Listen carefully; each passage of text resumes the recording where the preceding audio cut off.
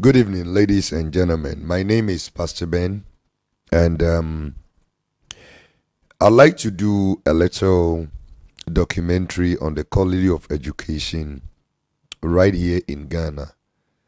Um, I'm a pastor, but I'm also concerned about the quality of education here in Ghana. I see a lot of information out there that appears to be false, and I believe the international community is not giving the real picture of what is happening here. So at this point, I'd like to do a little documentary on the matter and try to address some of the issues that I feel in my own wisdom or perspective, I believe that they are worth considering before anybody jumps to conclusion or accepts what any government or political party is offering Ghanaians. Let me put on record that I am not an education expert. I'm not an education expert, but I'm a Ghanaian. I'm a concerned citizen. I've had the opportunity to be trained here in out of Ghana. So when I see that something is wrong with our educational setup, I know. Right here in Ghana, we love to do a lot of talking, but the action is always not available. So I might take some hours of your time, but you just walk slowly with me as we do this documentary, and you will understand the issues I will be raising later in this presentation. Before then, there is a local music done by A+, one of the political activists. I'd like to have that one played as I prepare for the documentary or the presentation in this particular episode. Remember to like and share this particular message with your friends, because we've got to be honest with ourselves. We have to face reality, all right? It is not enough for politicians or presidents of nations to come and address the international community, make it look like we have the best of education and they are doing all they can to support the ordinary African child, when the situation is not same. When that is actually an irony. So for some of us, we cannot tolerate or endure these foolish decisions and nonsensical presentation of the so-called speeches they give to the international community. We have issues here and we have to deal with them. And when we have issues here and you like to cosmetize it for the public to buy or patronize, then I'm afraid the worst anybody can do to himself or herself is to deceive oneself. That is the worst case scenario. So let's do this music and we'll start with our talk. All right. Thank you for watching me. All right. That's a patriotic song done by Kwame A+. If you Ghanaian, I believe you very well understood the message carried in this particular piece. I'm going to start my presentation by referring to the 1992 Constitution. I have a copy here, as you can see. Yeah. So this is the 1992 Constitution of the Republic of Ghana. I am going to read two articles of the Constitution. Okay. The first article I'm reading is Article 25. I want you to follow me closely as I do this presentation, because so much falsehood is provided in the media wave by government, especially by the sitting government and the head of presidency, His Excellency Nana Addo Dankwa Akufo-Addo. Kevin Taylor will always say, with all due respect, I'd like to read Article 25 of the 1992 Constitution. So, under Article 25, we've got education. Number one, it says, listen attentively if you're Ghanaian. And if you are watching from any part of the world, I want you to pay close attention. I believe anybody who is interested in matters of education right here in Ghana, you very well know what this article says. So, Article 25, Clause 1 says that all persons shall have the right to equal educational opportunities and facilities, and with a view to achieving the full realization of that right. Clause A says basic education shall be free, compulsory, and available to all. I want you to take note.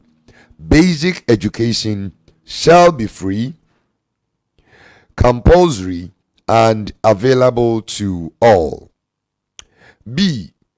Secondary education in its different forms, including technical and vocational education, shall be made generally available and accessible to all by every appropriate means, and in particular by the progressive introduction of free education. By the progressive introduction of free education. It did not say free education, progressive. All right. So it means that the objective or the dream of realizing a free education must be in phases. It must be achieved phase by phase or chapter by chapter. That's what the Constitution means by progression. C. Higher education shall be made equally accessible to all on the basis of capacity by every appropriate means, and in particular by progressive introduction of free education.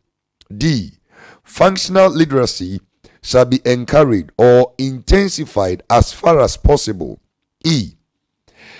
The development of a system of schools with adequate facilities at all levels shall be actively pursued. And counting. This is Article 25. Now, Article 38. 1.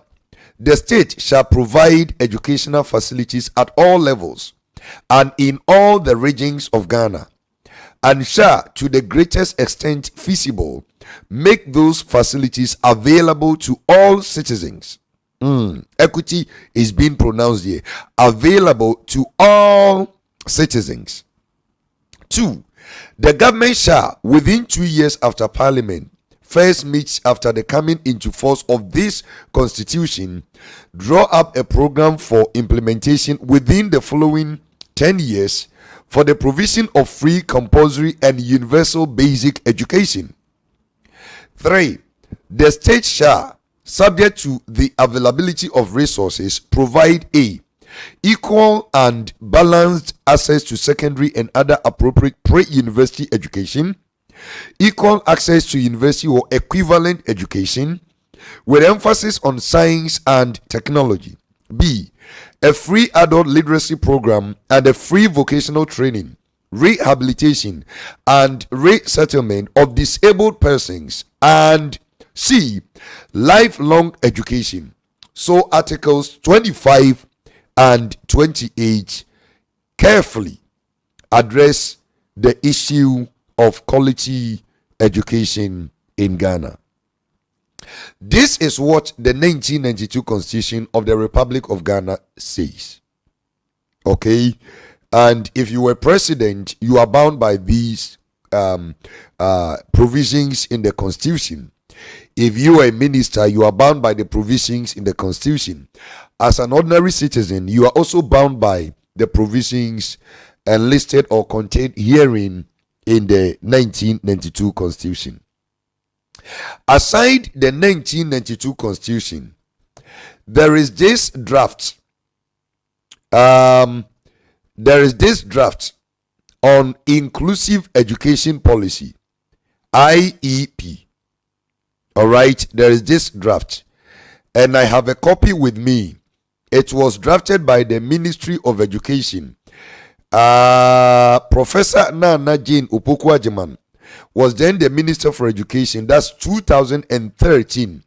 Okay, she is the unfruitful running mate for ex-president John Dramani Mahama, His Excellency John Dramani Mahama.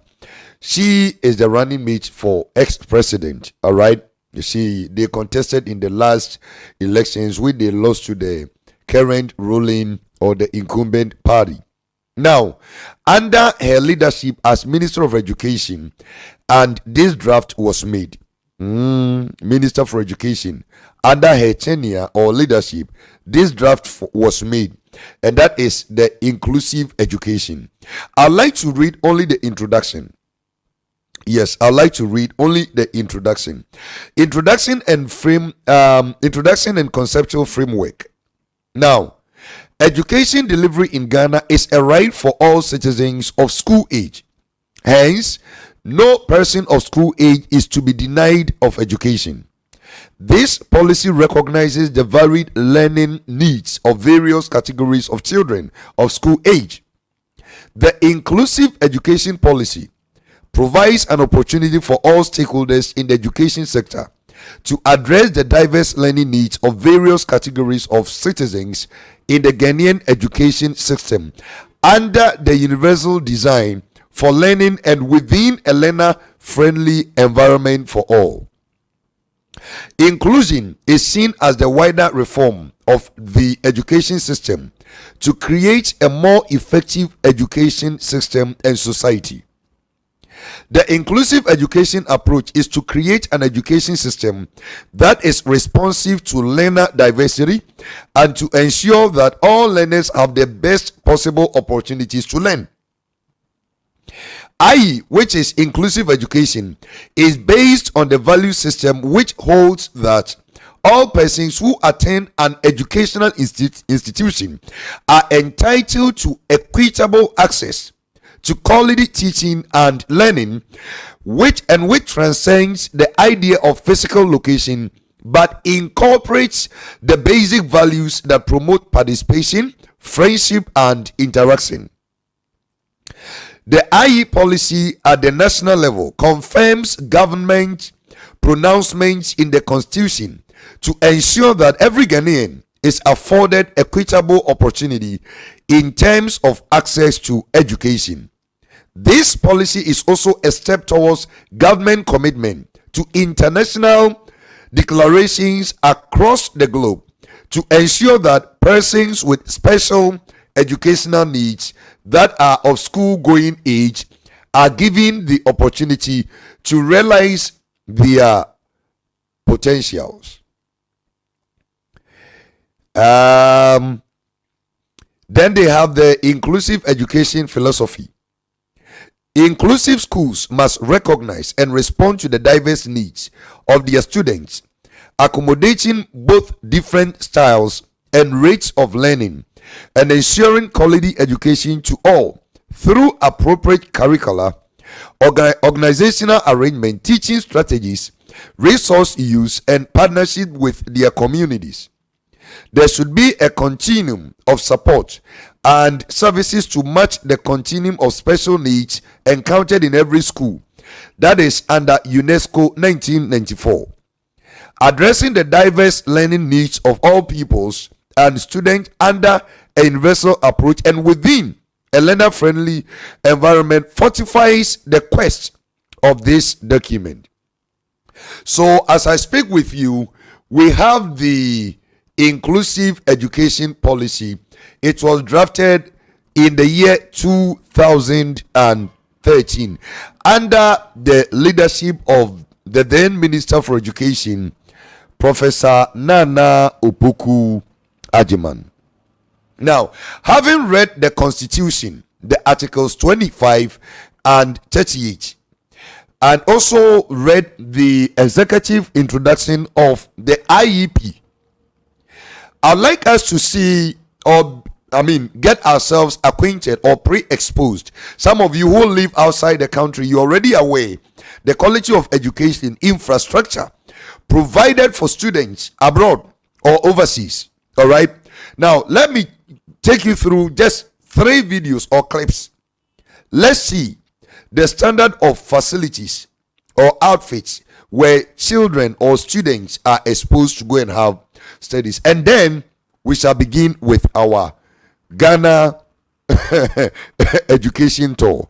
Okay, so let's go and get this video watched.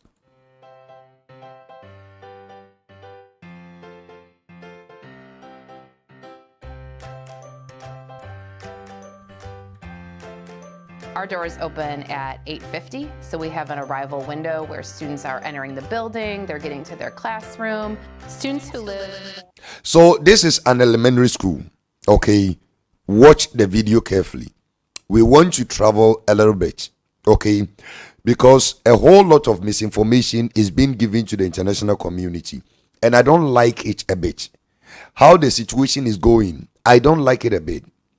People are justifying the construction of a cathedral in Ghana here. Yeah, I'm telling you. People are justifying the construction of a cathedral. Okay. They are approving 79% salary increment for parliamentarians. All right. And they are giving 4% increment to public servants and teachers. That includes teachers. That means the salaries of teachers were increased like 20 cedis, okay, which is if a dollar is now 5.8, we're looking at somewhere $4, okay, less than $5 increment. Meanwhile, 79% increment has been approved for parliamentarians. This is happening right here in Ghana. Some pastors are quiet and they are not talking about it. The construction of a cathedral is a priority to many of the acclaimed politically affiliated pastors, like those at the helm of affairs. You know the pastors I'm talking about. I'm not going to mention their name, but you and I know very well who they are. All right, they are close to the presidency, and they encourage the building of a cathedral. Meanwhile, what you're going to be seeing in this particular documentary is so bad, so disgusting, so annoying. Now, if you are a Ghanaian, it will pain you so bad that you have even contributed to the consolidated fund. So let's see the kind of educational structures in place. The edifices that we have across Europe and parts of the world. And then we shall come back to our typical Ghanaian setting and see the kind of infrastructure or school systems we are keeping. Okay, make we go on. More than a mile and a half from school are provided bus transportation. Students who live less than a mile and a half from school are considered walkers. Our walkers arrive at school in a variety of ways. They may ride bikes, they may walk, their parents may choose to drive them and use the car line for drop-off.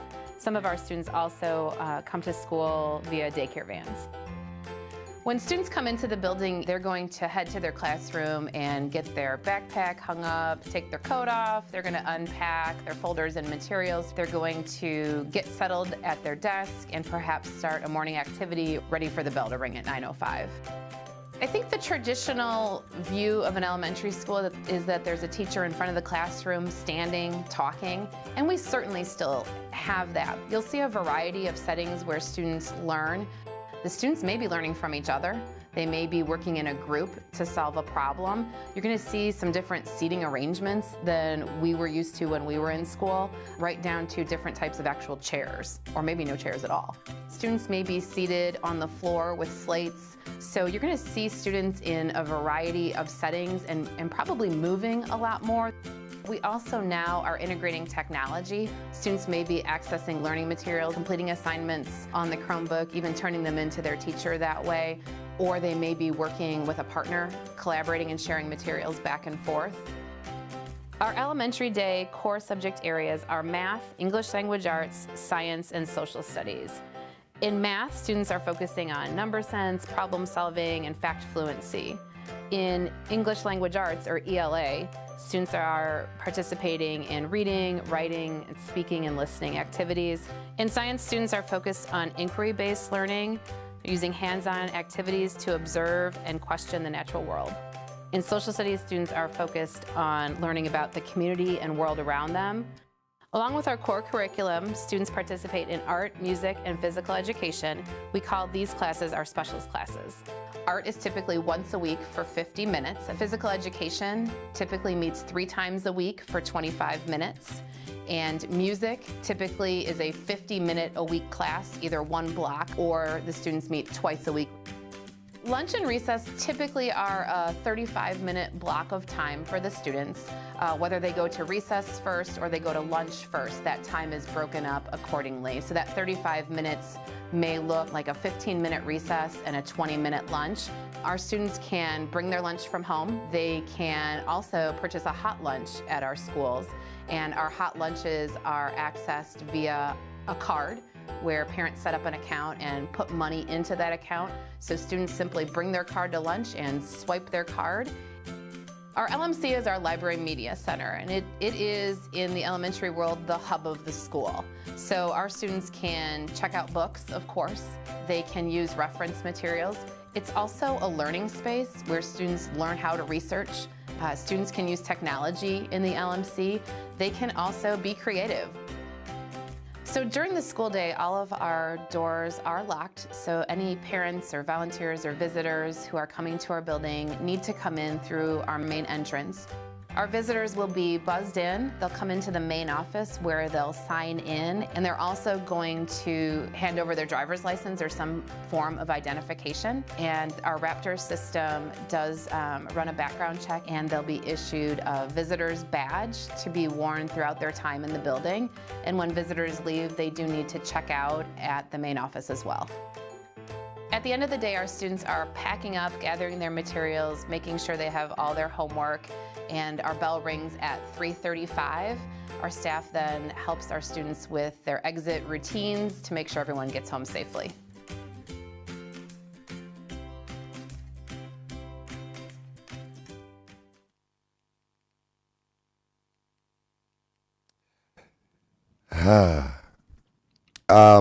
If you're a Ghanaian parent and you just watch this video, now you ask yourself, what is it that European countries have that we don't have? What is it? Look at the learning environment for the kids. Just look at the learning environment for the kids. I mean, it's just amazing. So friendly.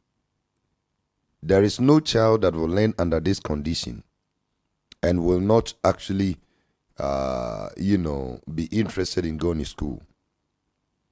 All right. Let's check. This is elementary. All right. Let's check another look at a video. Students. More. Let's look at it one more. Standard furniture. It's an open space where children can kneel, crawl, jump, sprawl on the floor. So it's not rigid, and I see the teachers moving around with the children and the children interacting quite freely. And it's actually not easy to tell which child has special needs and which doesn't. Actually, this school we're watching right now, as I read from the inclusive education, they have made adequate provision for that. Okay. We have had this inclusive education drafted since 2013 under Professor Nana Jean Opoku Ajiman, when she was then the Minister for Education. All right. But until now, if you visit the schools that have special needs, schools with special needs, you will cry. It's just hell.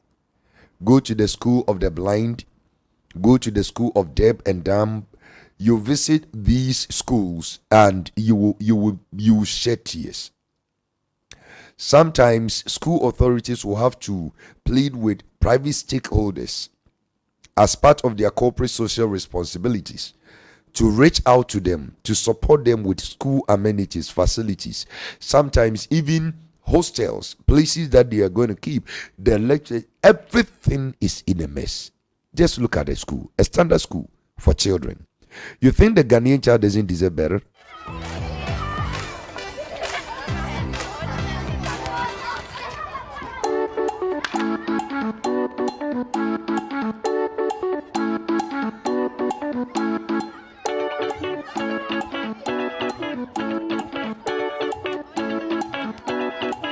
I've been teaching with children with special needs 24 years. I find this very refreshing. It looks like a chaos, but we know where our children are, where they are going. The more it looks like it's free, the more structure is built in it by working together. So we cannot work alone anymore in some space, in a block. That's old-fashioned. So when you first started this, did any child or teacher feel a little uncomfortable or unsettled since it's such a new concept? Perhaps in the very beginning, because the space is so different from the other. But then I don't think that children, they don't mind. So they learn to adapt? Yes. Yes. Koulussa, jos haluaa oppia, ei tarvitse. I hated desks. Desks made me stressed out. I'm glad that they changed it. In our future school concept, we are emphasizing that learning happens everywhere and all the places are learning places. So this was the old tractor wheel, now made for the chair for the children.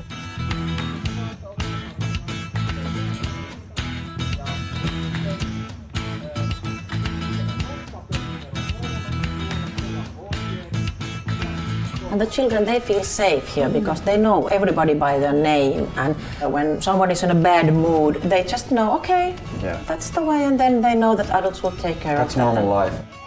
To compare this future school concept to the traditional way of teaching, we are flipping the whole setting. The role of the learner is very active, and the task of the teacher, it's not to tell the pupils what they have to repeat, but it's to scaffold the learning process. Luette ohjeet ja pyritte ratkaisemaan itse, miten peli pelataan. Jos ei onnistu, niin Päivi tai minä tai sitten joku aika. We call this station work.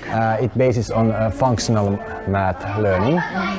And I have organized 6 different groups working together, different classes. Each group, each station has 40 minutes time to do the task. I have wrote down the instructions in every station. Practicing multiplication. She's asking questions. Mitä tapahtuuko väärin? Then she will turn the wheel. Okay. I'll just have to pause because I'm operating or doing this within some time frame. So basically, we have seen 2 videos. Okay. These videos show us how the children are introduced to eco-friendly environments.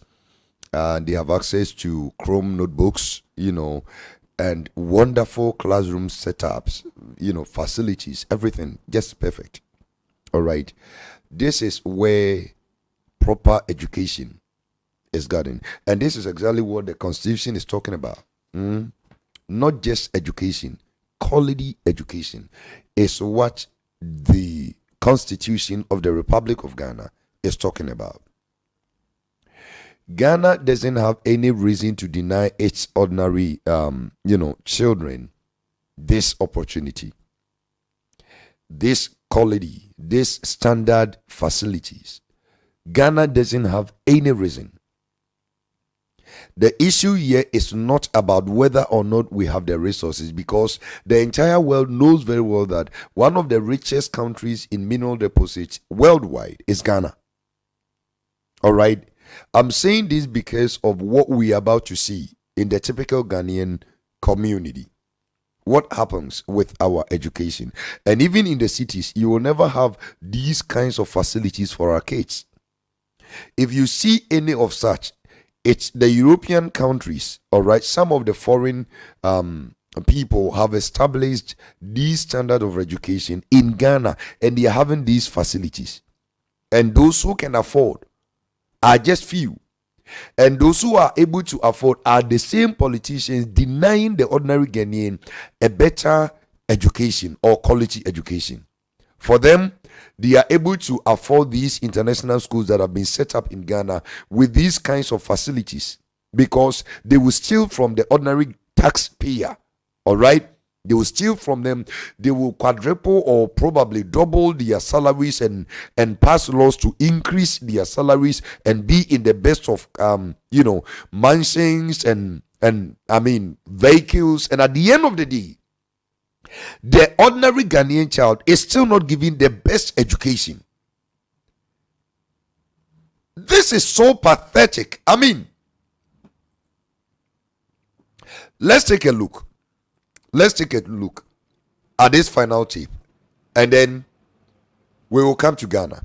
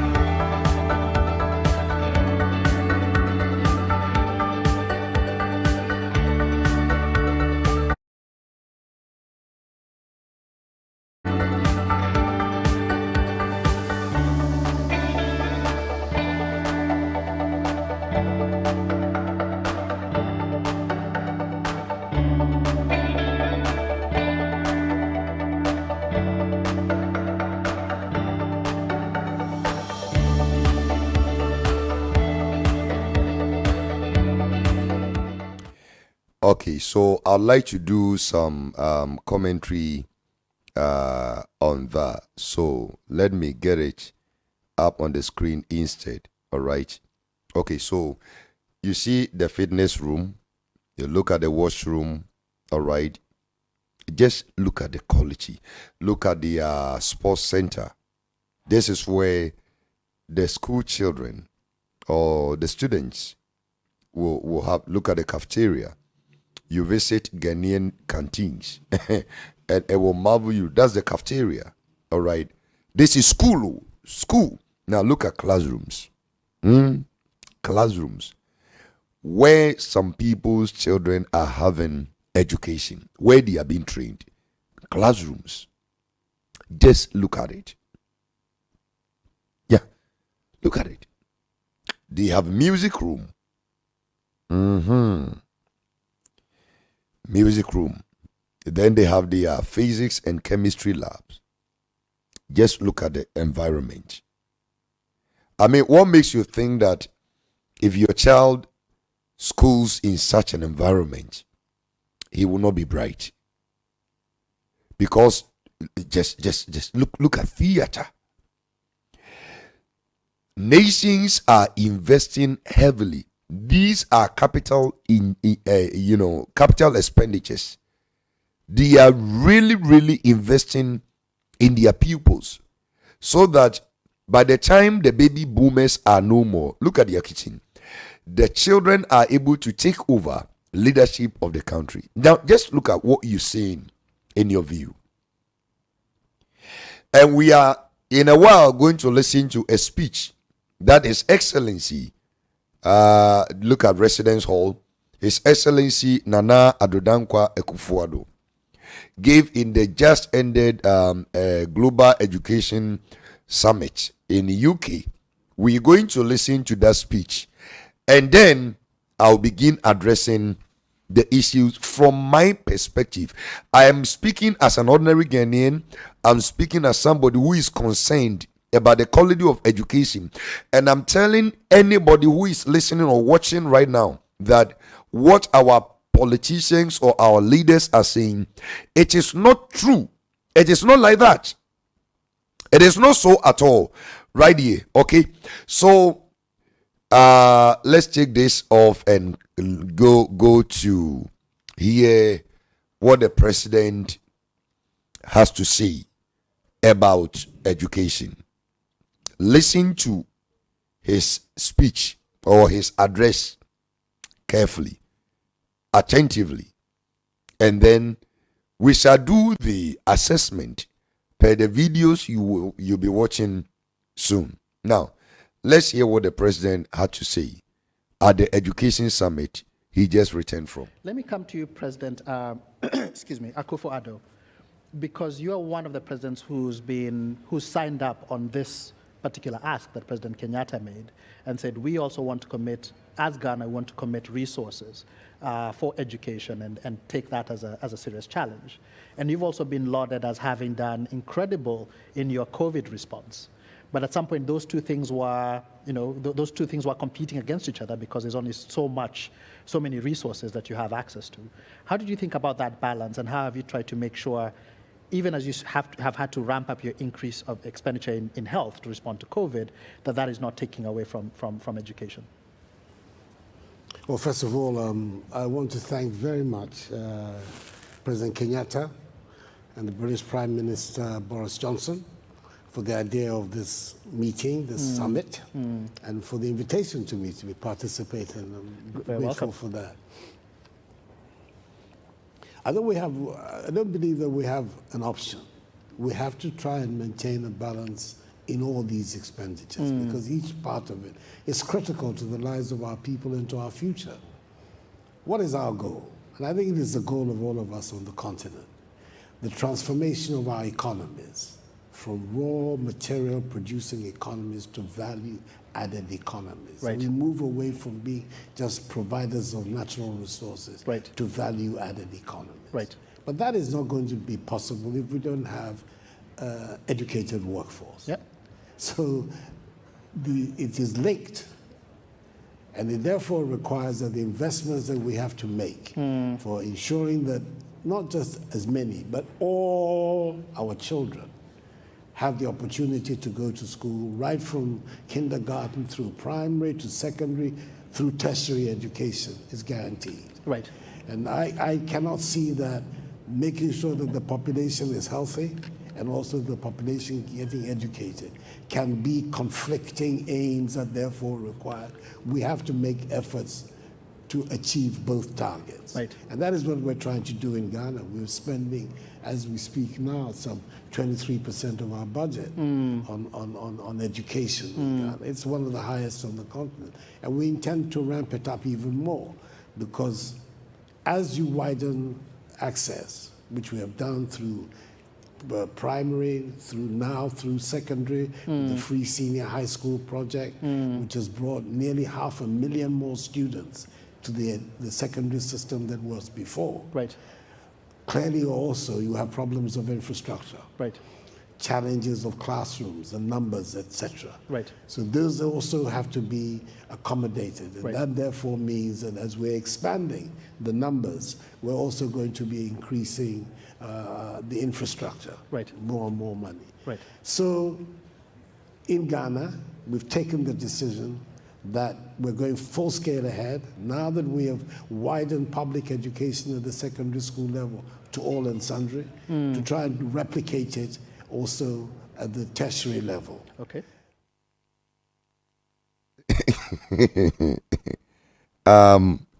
Did you hear that? Now that we have widened, okay, so per our president, he is saying that the free SHS education has been so successful that it must be replicated at the tertiary level. Okay, probably I may have to rewind and play back the tape. Let's hear, maybe I didn't hear him well. Now, let's all pay attention closely again. We have widened public education at the secondary school level to all and sundry, to try and replicate it also at the tertiary level. Okay. Until recently, if you wanted to get a student loan in Ghana, you had to find a guarantor. Somebody who would come and say, we've removed the guarantor requirement. If you have the Ghana National Card, you can now go on the basis of that and get the loan, which is also going to mean a significant expansion of education at the tertiary level. Yes. These steps are steps that are absolutely critical for our future. Right. We don't do it, we will not be able to make any kind of a fist at getting to our basic goal, right, which is the structural transformation of our economies. So for us, it's not an either-or situation. It cannot be.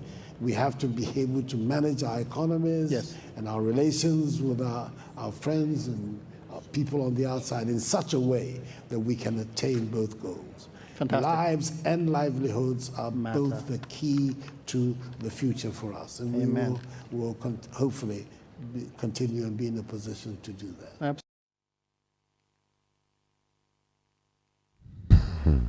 All right. So we've all heard His Excellency Nana Addo Dankwa Akufo-Addo say that basically they've been successful with the free senior high education. It has been widened to all and sundry, so there's going to be a replication at the tertiary level. We will be raising a lot of questions after watching the videos you're about to watch, and then per the statement or the address His Excellency gave at the Global Education Summit, we shall know whether it is the truth and the material matters he presented is the absolute truth. We shall know. Because I am in Ghana, most of you here are in Ghana, and the videos we're going to be watching are documentaries and video coverages made by the news houses here in Ghana. Okay, and I'm sure some of you out there may have seen, and then you'll be questioning the quality of education. I believe that in my own view, I told you from the beginning that I'm not an education expert, but then I am a man of God. I am interested in education because if not for education, I wouldn't be where I am today. I actually didn't go to a public school because at the time, public schools were nuisance. So my parents took me to a private school, which is one of the main issues I will be discussing, because after the introduction of the so-called free senior high, a lot of mess has been made in the educational system of Ghana, which I believe these people, policymakers, stakeholders, they are deceiving the international community at the detriment of Ghanaians. We really have to look at this matter carefully, and that's why I'm putting up this documentary, so that anybody, who has logical reasoning will read through the lines and see if indeed the leaders or the politicians or those who have been put in charge of all the economic facets of Ghana are really dispensing their duties as mandated by the constitution. You see, if you look at the coat of arms, if you look at the coat of arms, we have our slogan to be freedom and justice. We must be free and justice must be served. I believe that there is so much injustice in the system. I believe we are doing so much injustice to ordinary Ghanaians, especially those that need the best of education to be able to compete with the Westerners. I'm telling you, the standard of education we have in Ghana is so bad, so terrible, that if you want the best of education for your ward or your child, you have to look for one of the international schools, raised or established in Ghana, or you may have to fall on the American schools in Ghana, the British schools in Ghana, the Swiss schools in Ghana, or private individuals who have heavily invested in quality education and have put up, world standard facilities to be able to support better education. You may have to look for those ones. But if you're going to depend on the so-called government schools that the president is talking about, you are making a hell of a mistake. All right. So that's what the president said at the just ended Global Education Summit. Okay, so let's go and face reality. Let's go and face reality. Against what the president said, what is happening in Ghana? Kwegu Chains, my brother, where are you? Okay, Oyamuku go.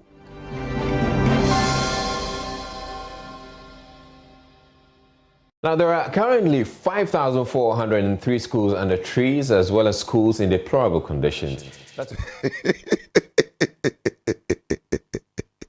I'm going to rewind. I'm going to rewind and play back, okay?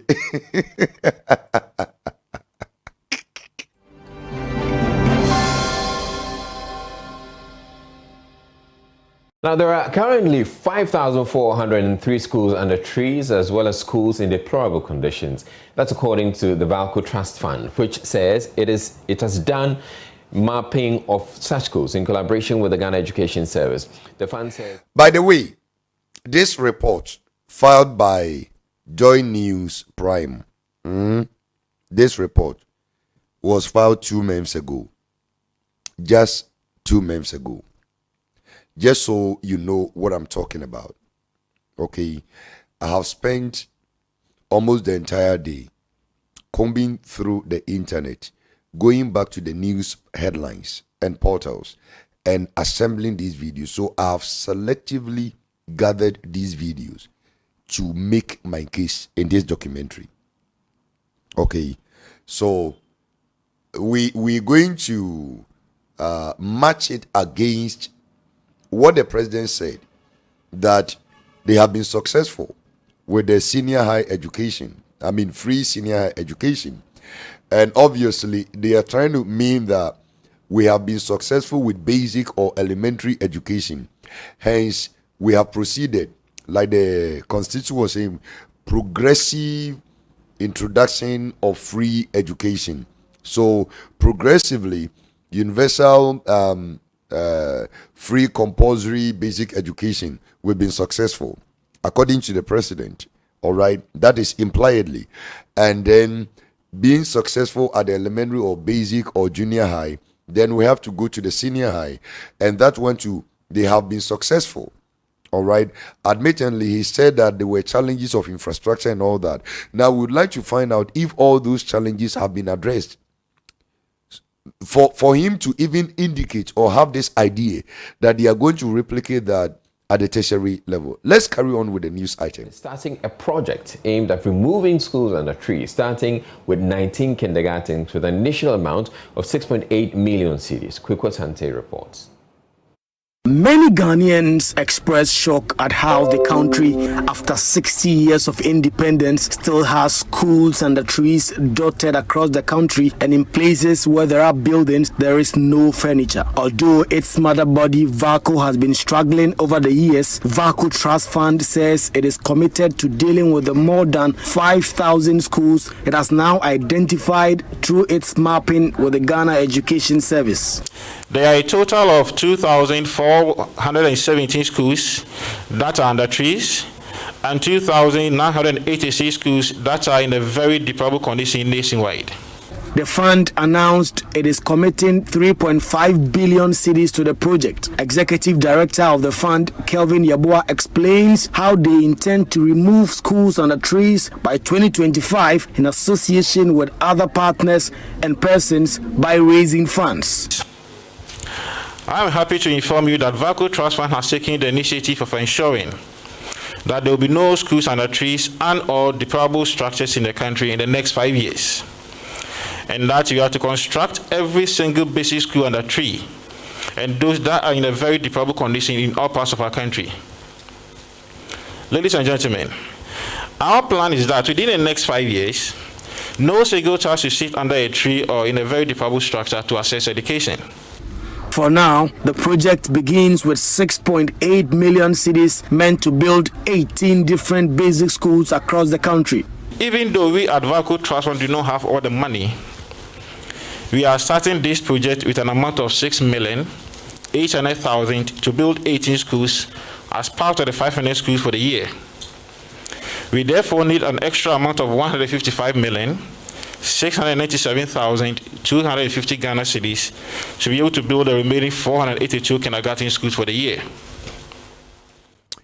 Okay, let me give you a little bit of information here.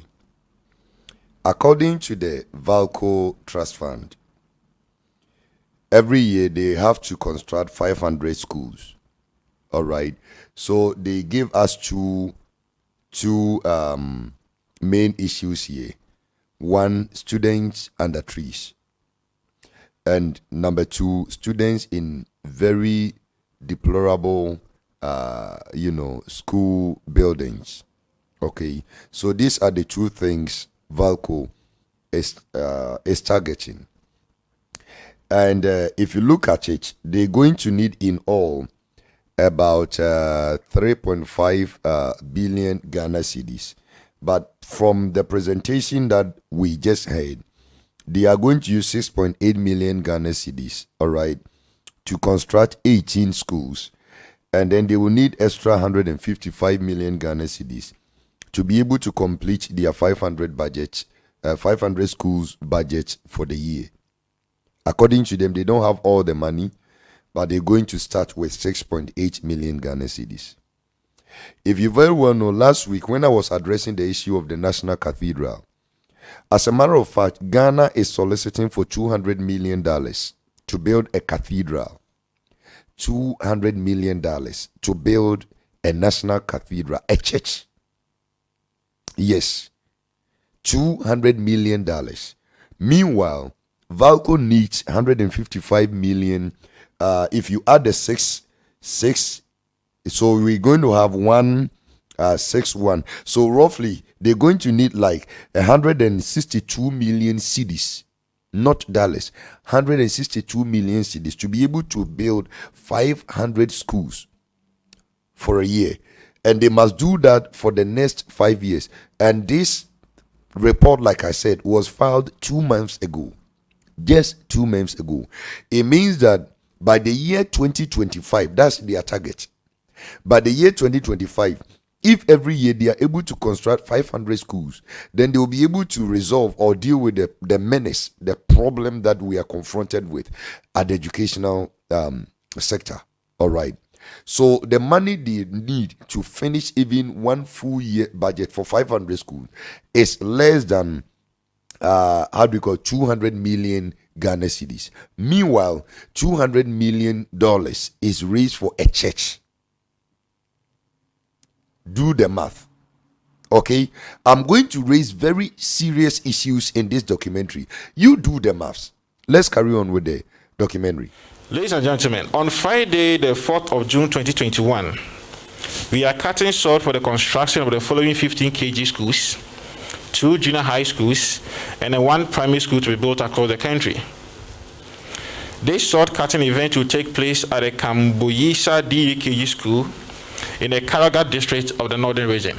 Valco Trust Fund will be soliciting funds to execute the project. For his part, Director General of the Ghana Education Service, Dr. Opokua Mankwa, expressed readiness by his outfit to partner Valco Trust Fund to make removing schools and the trees in Ghana a reality. On our own, on an annual basis, and as and when our resources are able to support us, we have always dealt with issues of schools under trees, issues of schools in very bad conditions, not only at the basic level, but equally at the senior high school level as well.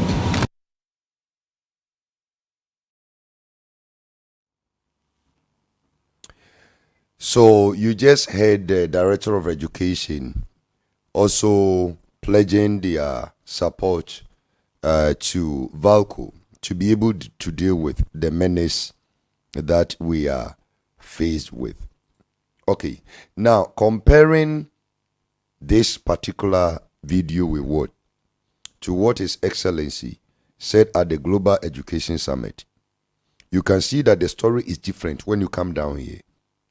Now, for those of you who are giving monies and grants to government, I'm telling you that they have ulterior motives for all the myth they are giving out there. They are giving all the fascinating and most interesting and touching, speeches. And some of you Africans and Ghanaians in the diaspora, you are buying and consuming the speeches. You see, Ghana is not yet ready to consume English. When the president goes to the international podium and begins to speak English and rattle English, assuming that English is what we're going to, need in times like this, he's mistaken. The last segment of the youth did a demonstration yesterday. That is fix. I think yesterday or a day or 2 days ago. Fix the country demonstration. They were on the street. Why were they demonstrating? Why? Because we still have a lot of schools under trees. I just want us to this. The first one we've watched came from Joy Prime. Let's go to GH1, another news channel in Ghana. Let's hear what they have to say again. Let's talk education. How do you recall what you have been taught when you have no records of it? Well, that is the fate of pupils in KG 1 and 2 who have been writing in the sun using stones as the teacher teaches, sitting under a tree. Now, when education of a child at the basic stage begins in an environment not suitable for teaching and learning, then there's a slim chance of the child excelling in life. Nabil Ahmed Rufai was in the Upper East region and brings you this disturbing report. From afar, the Tion Primary School located in the Timpani district of the Upper East region does not even look like a school. It's just a... Did you actually watch the schools I began the production with? I mean, the ones in Europe, the very places where our politicians go and give all the fascinating speeches. The president was coming from the UK, from the Global Education Summit. I mean, he made a lot of elementary schools there, right? He's lived most of his life in UK, okay? And he knows, I mean, he basically had most of his education in the UK. Can anybody ask the president if he were exposed to such, look at this, such, let me put it there. Look at this. Just look at this. Just look at this. Look at this. Just look at this. Oh, my God. My God. From afar, the Tion Primary School located in the Timpani district of the Upper East region does not even look like a school. It's just a madhouse in a very deplorable state. But that's not the worst. Just when you get close to the school, this is the first thing you see.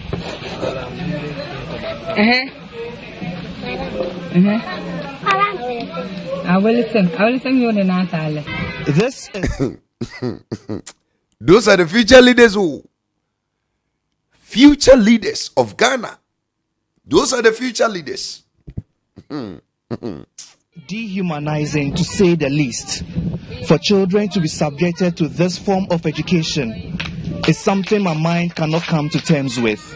Here in Tion Primary School, this is a combined class of KG1 and KG2, and the children are made to sit on the bare floor as teaching is ongoing. And when it is time for the children to write, the ground becomes their books. They spread out the soil to have a fine surface, and then with a piece of stone, they write their alphabet.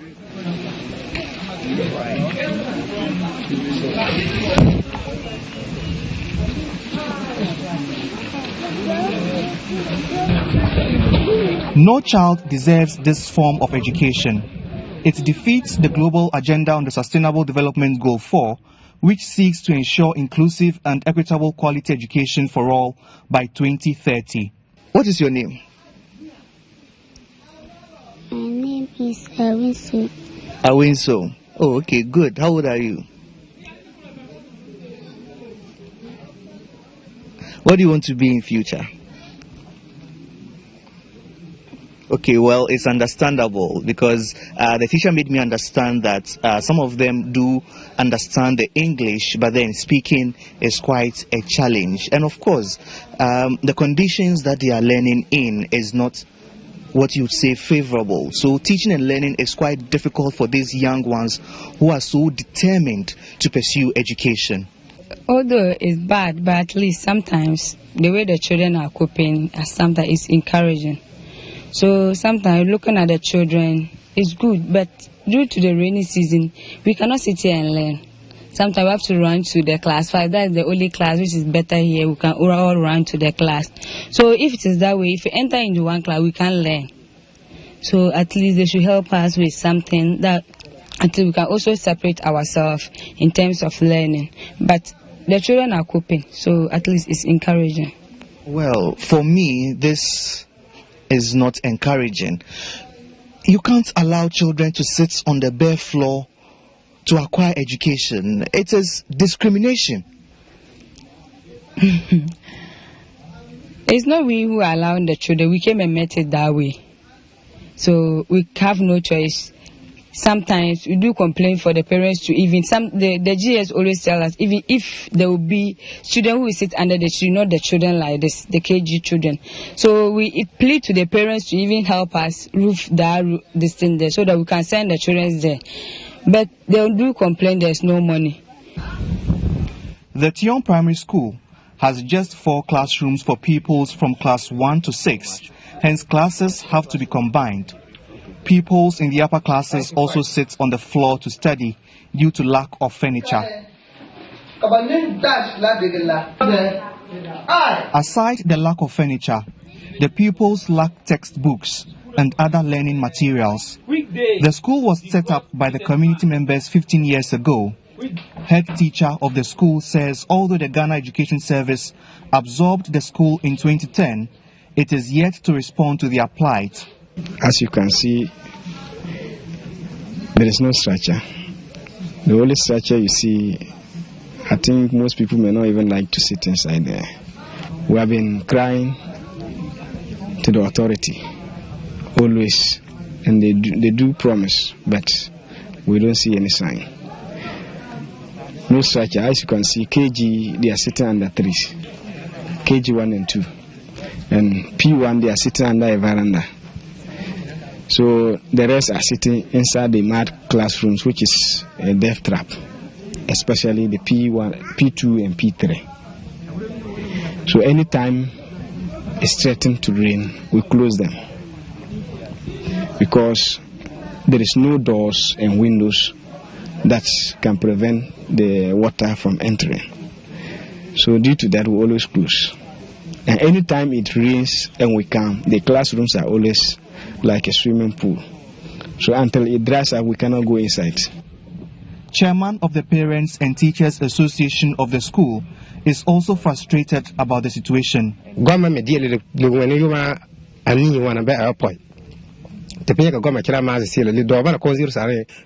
took over the school from the community some years ago. We don't understand why they have not constructed classrooms yet. We are farmers and do not make enough money, so we cannot help in constructing classrooms for the school.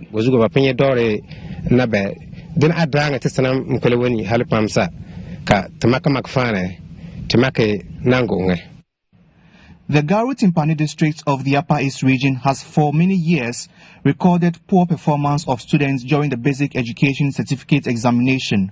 The reason is obvious. Most children in the district do not get quality education at the primary level and are made to sit for the exams.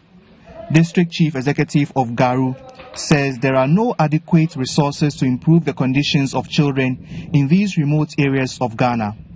Yeah, the Tion school is an eyesore, to be very honest with you. I think the directorate laid the complaint to me through formal writing, and I took the opportunity to visit the school myself. When I got there, I saw a good number of the school children, but unfortunately, the state of the classrooms were not in the best of shape. I'm not comfortable about the arrangement, especially that has to do with education at the lower level that has connection in the Garu Timpani area. I think the surest way to get a building strong is to get a very well-founded foundation. When you have a foundation that is very strong, then of course you can be sure that your building will also be strong. Anything apart from that, forget it.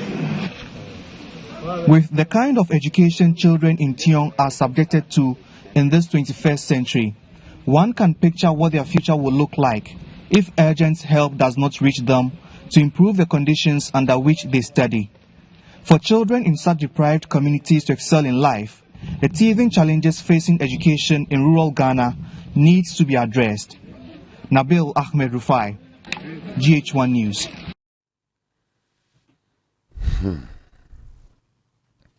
I may like at this point to state Articles 25 and 38 of the 1992 Constitution. 25 says that all persons shall have the right to equal educational opportunities and facilities with a view to achieving the full realization of that right. We do not see that here in the videos we have watched. Then basic education shall be free, compulsory, and available to all.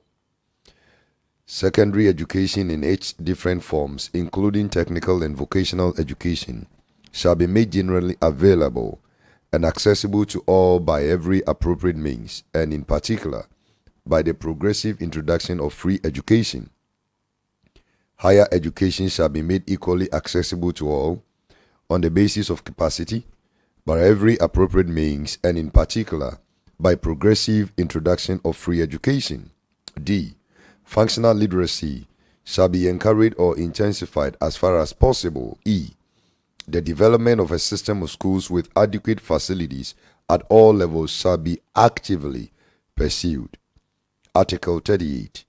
The state shall provide educational facilities at all levels and in all regions of Ghana, and shall, to the greatest extent feasible, make those facilities available to all citizens. The government shall, within 2 years after Parliament first meets, after the coming into force of this Constitution, draw up a program for implementation within the following 10 years for the provision of free, compulsory, and universal basic education. 3. The state shall, subject to the availability of resources, provide a equal and balanced access to secondary and other appropriate pre-university education, equal access to university or equivalent education, with emphasis on science and technology. B. A free adult literacy program and a free vocational training, rehabilitation and resettlement of disabled persons. And C. Lifelong education. Article 38. Now, anybody that violates the 1992 Constitution shall be subject to criminal punitive measures. At this point, I am right to state categorically that the present government, past governments, they have all violated on the fundamental human rights of these children. And hence, if there is any human rights activist who is actually interested, I am using human rights activists, who is actually interested in the welfare of the ordinary Ghanaians, they must sue government. I do not have the resources to sue the government. All right. And even if I sue the government, the same judiciary, I don't trust the judiciary. I don't. They may say that it is an autonomous body, it is an executive instrument on its own, but I don't trust the judiciary because the commander-in-chief, I have never in this Ghana heard that the commander-in-chief has been impeached. On these accounts, anybody, even parliament must be dissolved, because apparently they are the custodians of the law, they are the lawmakers, and yet they are violating the educational rights of these children. If you see what is happening in this video, If you can see what is happening in this video, just look at what is happening. Just look at what is happening. Just look. Just look at what is happening. People who have been sent to school, and just look at the situation. This is against their educational rights. Now, who is taking the government on? Are the lawmakers not in this country? Are the judges waiting for somebody to file a case against the government, sue the government? How I wish I had enough resources to hold the past and present government responsible for this crime. What have these children done? And at the end of the day, you want our children to compete with the international community. You want our children to be able to bring out the best, be creative. How can they be creative in such deplorable state of education? How? How is this even possible? And yet, the ordinary Ghanaian has been exposed to such heinous crimes by past and present governments. I would like us to watch another video from another news or media outlet. Let's go.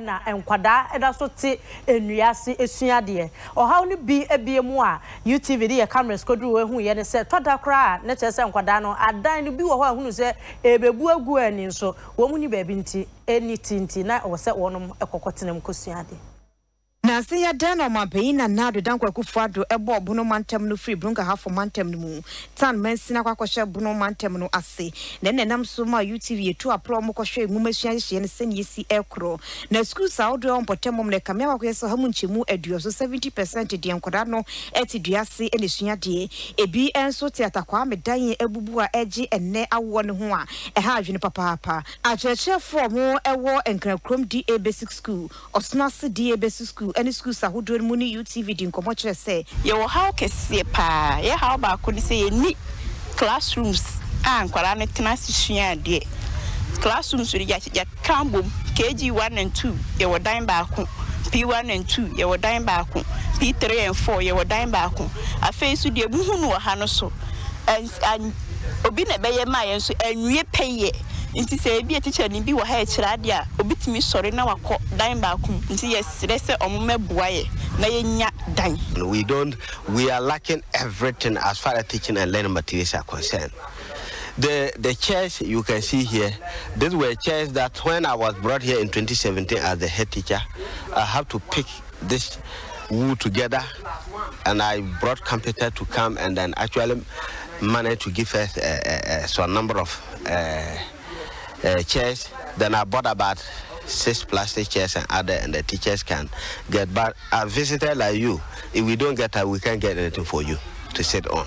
So when we have visitors, we have to park ourselves somewhere and give the chairs to the people. Enuna bakra chipenyi no hweta mensine so Mami Charity Jomo and UTV din komo no CBC so hwe mokotwero yeyi ensunsuanso ne bai no monyo nkra na bonwa amade oni wode ye ka ho ha adwene pa no ntina sese no maye ne somba besi school dan e wo baabia e de ama school fo no se de wo hu ye no school dan in fact na here sisi ni ebomodia asi fufura mo na omusivia infrastructure he be here who be the beka ho ye the borehole beka ho ye the your friend is a library kra ekoni nyina mu na ye the reading materials ni bibia so ebeka ho it comes with the package na ne me dey say me district director of education ya tena se ene aye meeting ne mabu hu state condition amu hu ne sese no em say no so ka ho na teachers ne MP postings akọ na sese kra yen si school dining wie no bebre afre me se mama school no musivia so mama nkoya head teacher wo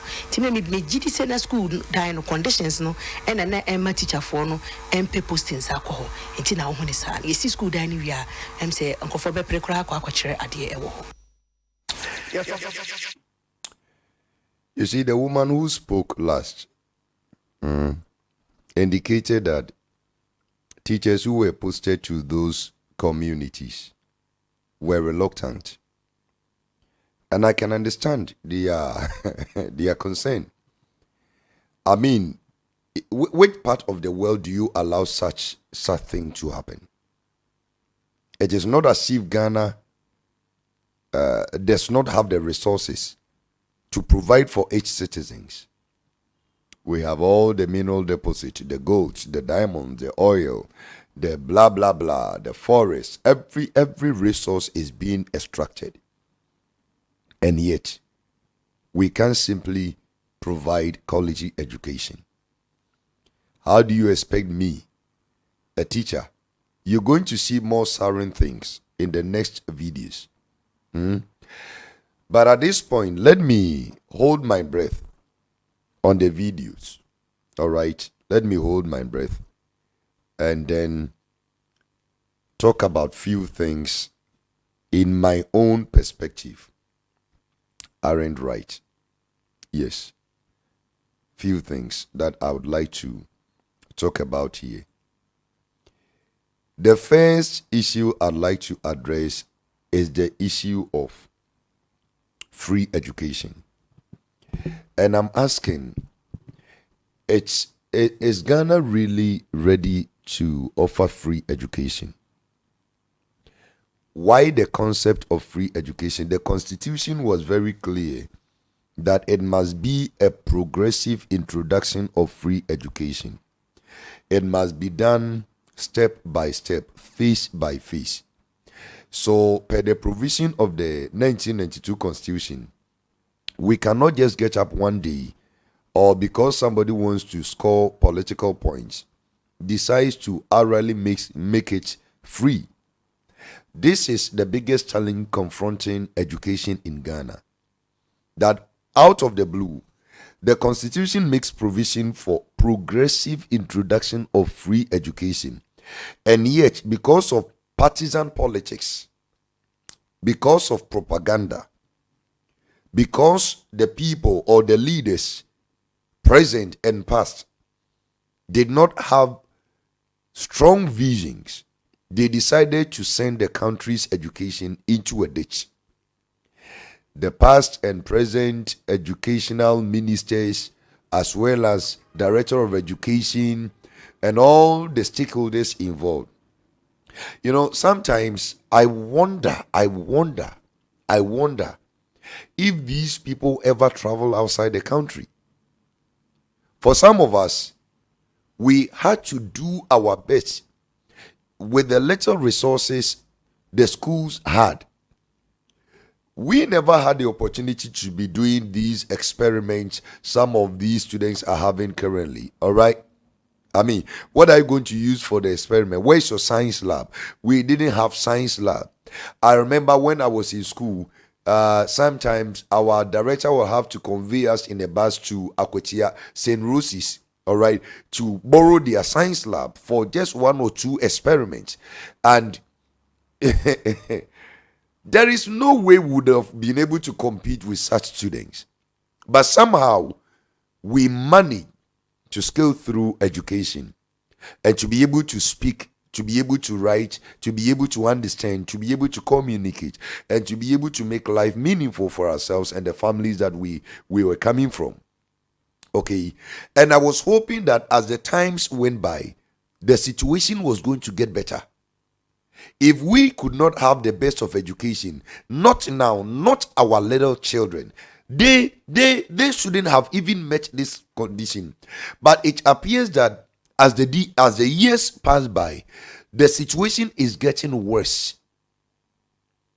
There is no improvement. If the government is saying that they are doing their best, that is a terrible lie.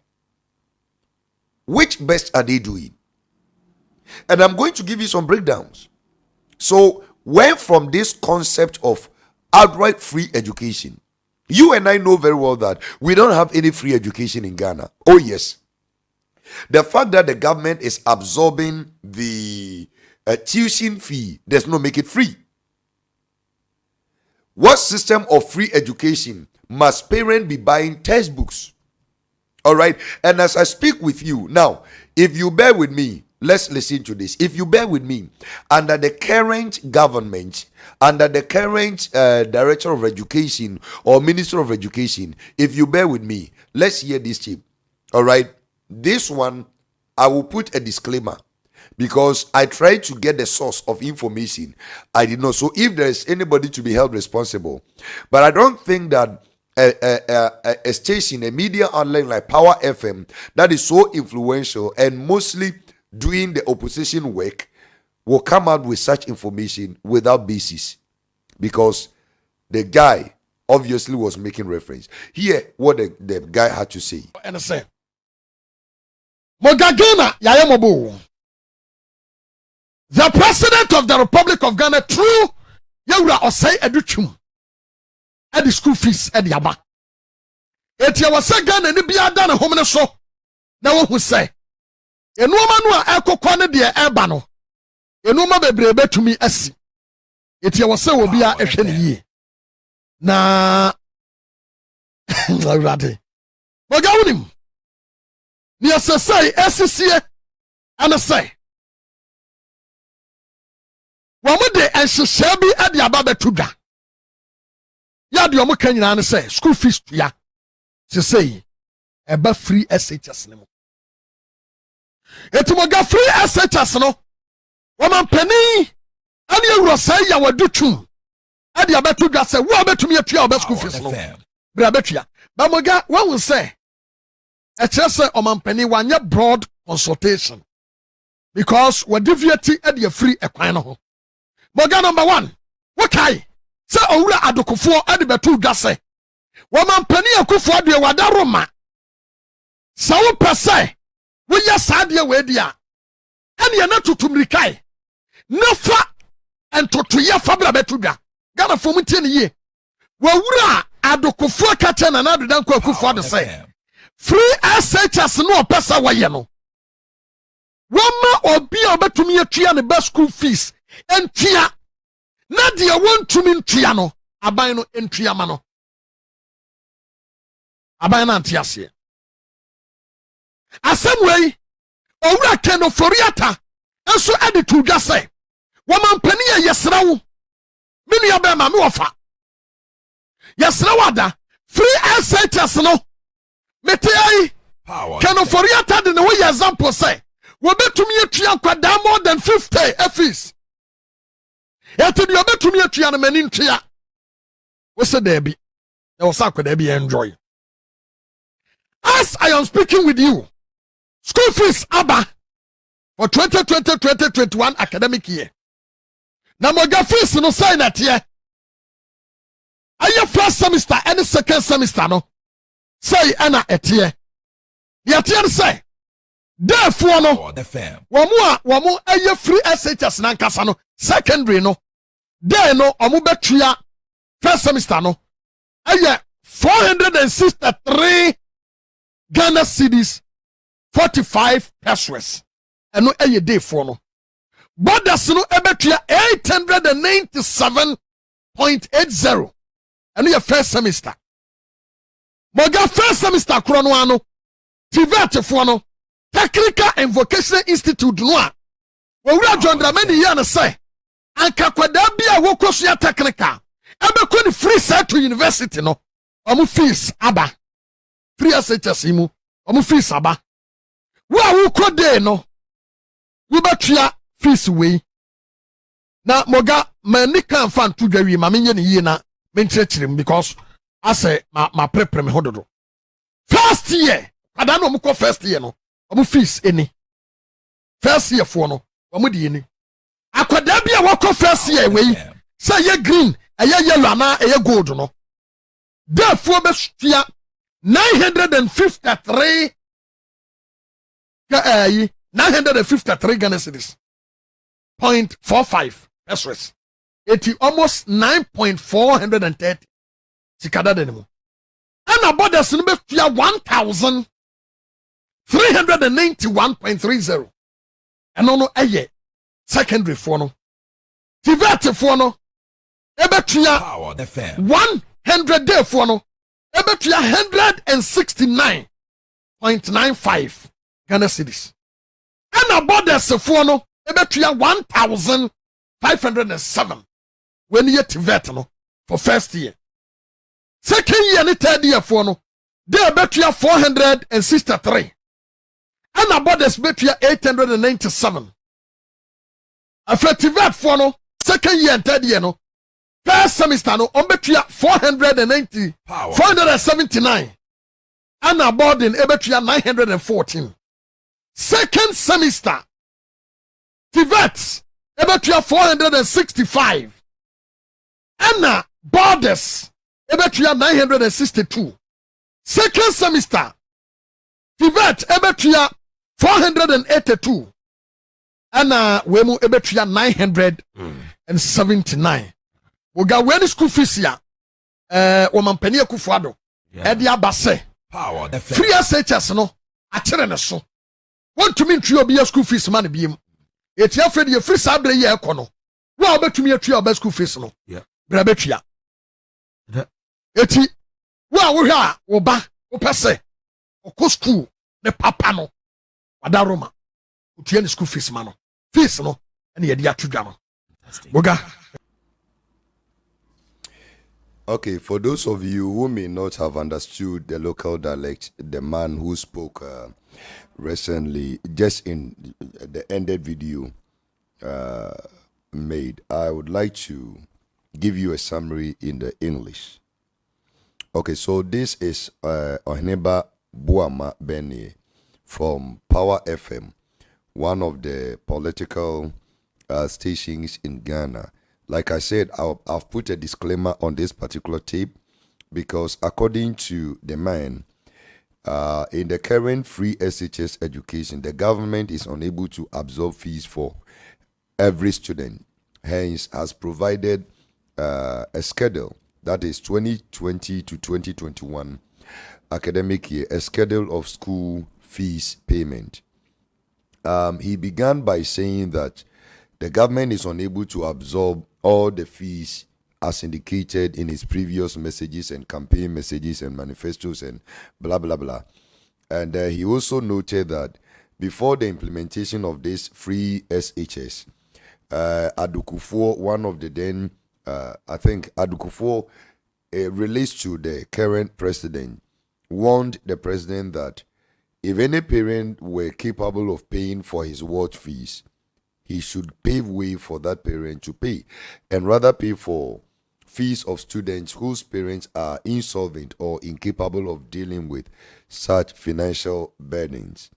Then the current finance minister also at the time before the implementation of the free SHS advised the president that even he could afford payment of 50 pupils.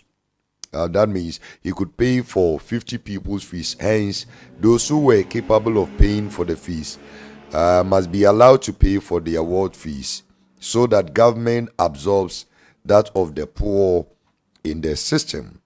But in all of these warnings, the government did not heed. And so it went ahead to implement the free SHS. And according to the outline he gave, with a current system of education, which I'll be touching on briefly, these students are going to pay, first year students are going to pay 953.45 Ghana cedis, and then boarders are going to pay, those at the boarding house will be paying 1,391.30 Ghana cedis. And then he also indicated that the second semester, second years, these students are going to pay 463.45 Ghana cedis, and those who are the boarding house will pay 897.80 Ghana cedis. Then technical vocational educational training, they are going to be paying these students 169.95 for day, and then boarding will be 1,507 Ghana cedis, and on and on and on. Like I said, I am not able to validate the source of his information, but I also cannot discredit information put out on the media way, because this is not an irresponsible media station. They won't just cook up this because they mentioned under the current leadership of Educhum, that's the Minister for Education currently. All right. So if this is the situation at hand, and even if it is not the situation at hand, we still have the quality of education in Ghana questionable. We still have it questionable. I don't think in the current situation we can offer the ordinary Ghanaian the best of education. Now, moving on to other issues, like I said, it therefore brings the concept of freeness of education here. It is never free. Probably the government is only absorbing tuition fees. They were going to provide textbooks. The textbooks are not being provided. They were going to provide food. All right. They were also going to absorb the food. So it introduced the free school feeding program, and that, like I mentioned in the National Cathedral presentation, many of the school feeding program facilitators, they are crying because government owes them months they have not been paid. All right. I have evidence of people who are directly involved in the school feeding program, and they've been complaining bitterly that government has not paid them. If the government has paid, I would have known. They haven't been paid. I am a living witness. I know, and I could even call on them to voice out. But for the sake of time, I won't be able to bring them into this discussion. Okay, so plainly speaking, the government is obviously not offering free education in Ghana, like the international community has been made to believe. That is not the case. Okay, now we also have the issue of equity, which the those that went for the coverage did mention. All right, there is no equitable distribution of educational facilities as enshrined by Article 38 of the 1992 Constitution, which is a crime. They are infringing on the educational rights of the ordinary Ghanaian and must be punished accordingly. Now, another issue that you can see from the videos is poor infrastructure. All right, it is in the most deplorable state, and that is inhuman. Then another issue that has come up with this inception of free education, right here in Ghana, the private sector was playing a very important role, a very vital role in education.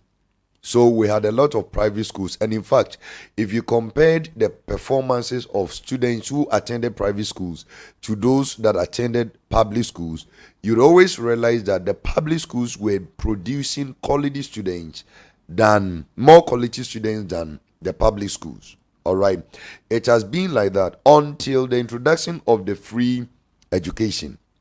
Now, what happened is that a lot of private schools have been shut down. They've been forced to close down, especially the secondary schools who were doing better than the public school. They've been forced because financially, the government did not put in place any financial scheme to support the private sector. It only concentrated on the public secondary schools, all right, thereby forcing those in the private sector to be financially handicapped. So as I speak with you, a lot of teachers who were absorbed by the private sector, they have been laid off, because if the school has, shut down, you cannot go to the proprietor and say that, look, you've got to pay me. All right. And you and I know very well that the government is not in any position to absorb all the trained teachers in the system. So the government should have put in place how the private sector was going to be factored in the whole free secondary school education, format, which the government did not do. And so about 98% of the private schools have closed down, increasing unemployment once again. All right. So you realize that what the man said in his presentation, that the government failed to do broad spectrum consultation. It is very true. It is very true. And this could have been done only on the basis of scoring political points. Today, if you ask the ordinary Ghanaian how the educational system has been, because of the lack of infrastructure, those days, every student will go for 3 semesters. All right, so you go for in all 9 months training in school, and then you have 3 months of holidays, all right, which are distributed equally. But now you have to go to school 6 months in a year and be at home 6 months. That's very terrible. You and I know the kind of system we have in Ghana. So all of these challenges have hampered the quality of education in Ghana. The question now, therefore, is how can the president be replicating something that did not go well at the senior high level, at the tertiary level? How can he do that? Because free senior high education has been a failure. The infrastructure is not there. That issue was not addressed. And even the existing infrastructure, the quality of it, they are not the best. They are not eco-friendly. All right. And we still have basic schools under trees. So if you have not even been able to successfully, at the elementary level, at the basic level, no government has successfully dealt with that and provided the best of basic education. How can you jump to making the senior high or SHS free?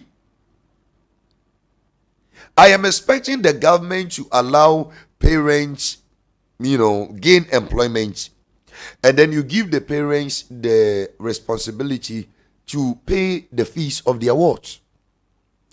The American government, I would like to do a parallel here. The American government has ended up raising a lot of immoral women in the system. You know why? Because in order to make a woman responsible, a woman must live up to expectation by resolving marital issues. You don't have to give the woman the easy way out by saying that, okay, we're going to protect you.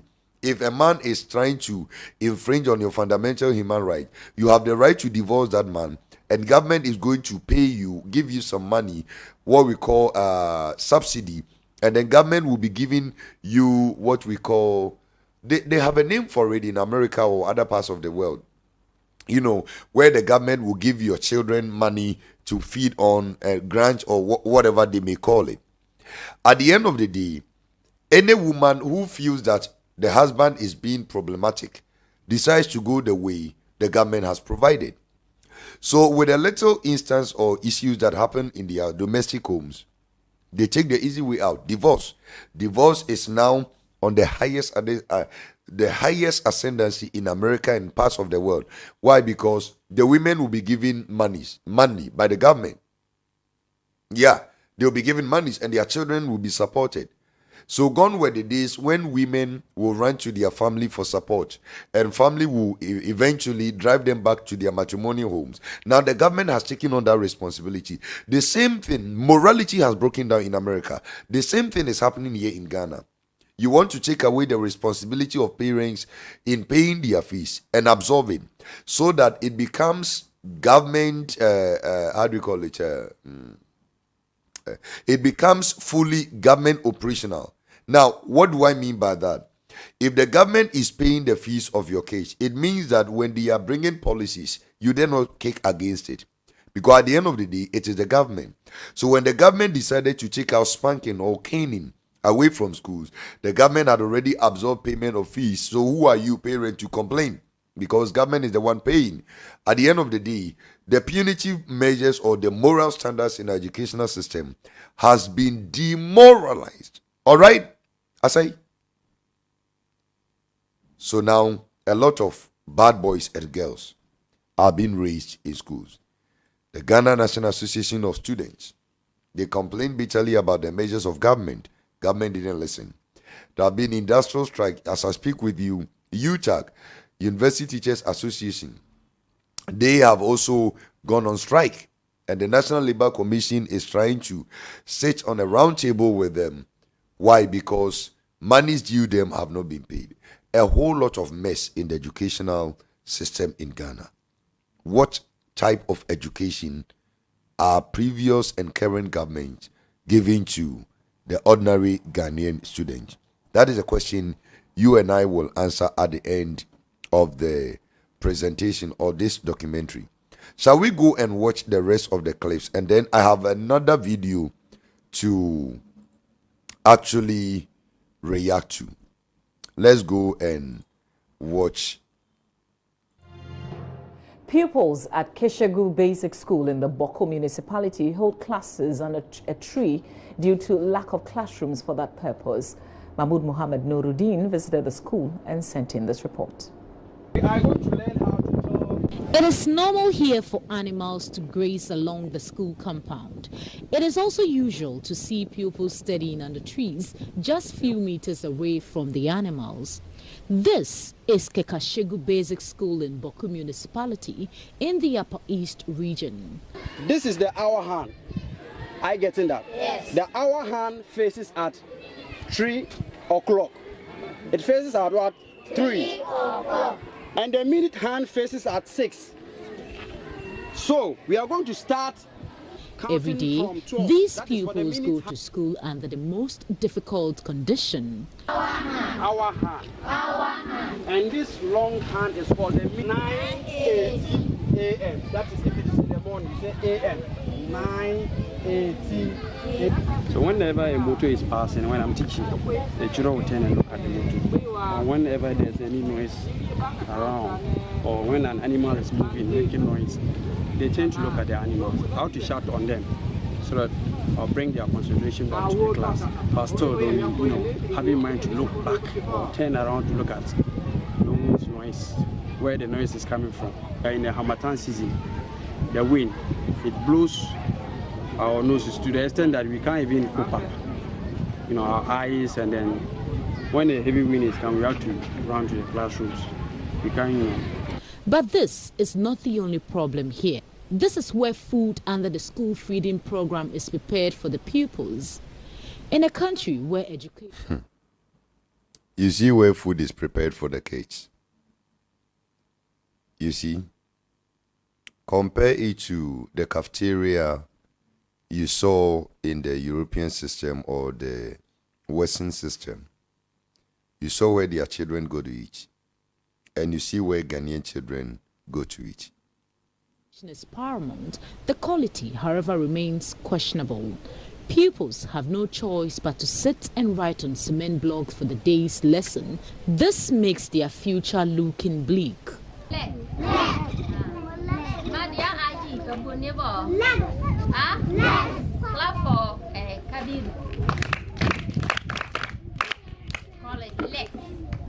All of you, left. I'm Madam Azuma Celestina, and I teach at the Kasego Primary School.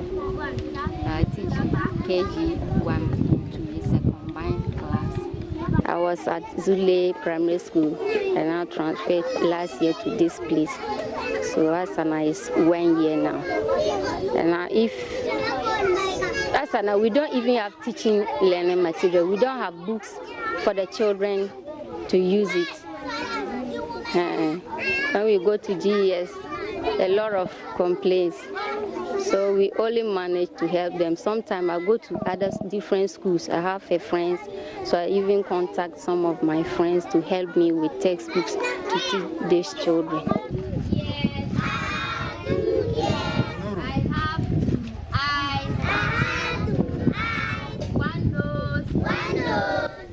Focusing on the lessons rather than the stray animals is an arduous task for the pupils who are constantly distracted by the animals, whose permanent classrooms are under the tree. Just when you hope the challenges are over, another comes up. Okay, this what?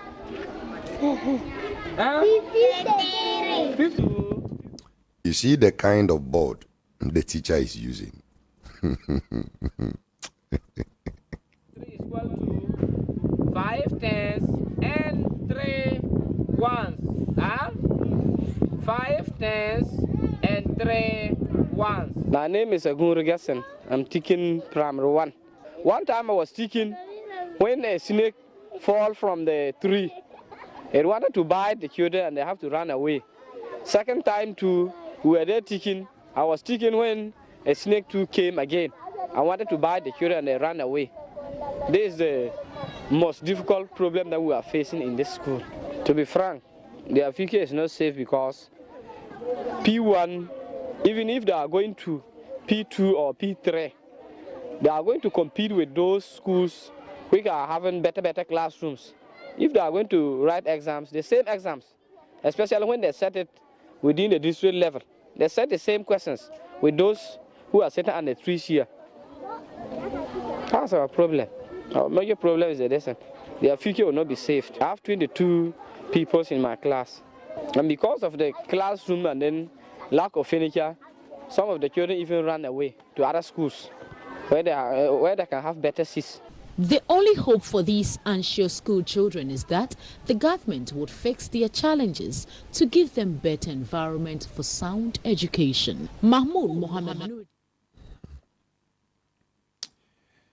So that was another unfortunate clip there. I would like to take one more or two more clips, and then I'll be wrapping up on this documentary. The point I want to make, I believe I've been able to drive home the point I want to make. We shall listen to the speech of the president all over again at the tail end of this documentary. And then you and I will make the judgment and see the kind of education Ghanaian children are receiving. I believe that the international community, they are granting a lot of monies to Ghana, and the leaders are taking loans under the pretext of providing quality education. They are making it look nice on the international platform, and yet they are killing the children. These are criminals, bunch of criminals that, per the provisions in the 1992 Constitution, they don't even qualify to hold the public offices they are holding. And yet, it is a reality. We have to condone or endure this impunity from African leaders, especially Ghana. This is the state of the Asen Tonfokro DA Primary School in the Asen South District of the Central Region. The unstable classroom block, which was constructed by the community members as far back as 1961, has not seen any renovation by the government. The classroom block remained in a bad shape until it could no longer host the teachers and pupils.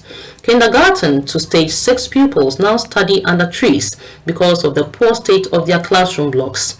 A Get Fund classroom project, which was started under former President Kufuor's era, is still not completed. Teachers tell City News teaching under such conditions is challenging. We have tried much as possible to talk with the leaders so that they assist us in certain ways so that they will give us a comfortable place to sit for teaching and learning. But as I'm talking to you, we haven't seen any changes. And as the government told us to come back to school, we cannot be in that room again, because when it's time for raining, we have to close and go back to the house, or close the students so that they go back to the house. Because let's say when the rain carries storms and thunder, lightning and all other dangerous disastrous things, we have to be in a place that these disasters will not affect the students. The Apijahin of Asen Atendanso traditional area and chief of Tonfokro, Nana Danfo Amwako, in an interview with City News, disclosed that teachers in the school have threatened to seek for transfers if the situation remains unchanged. A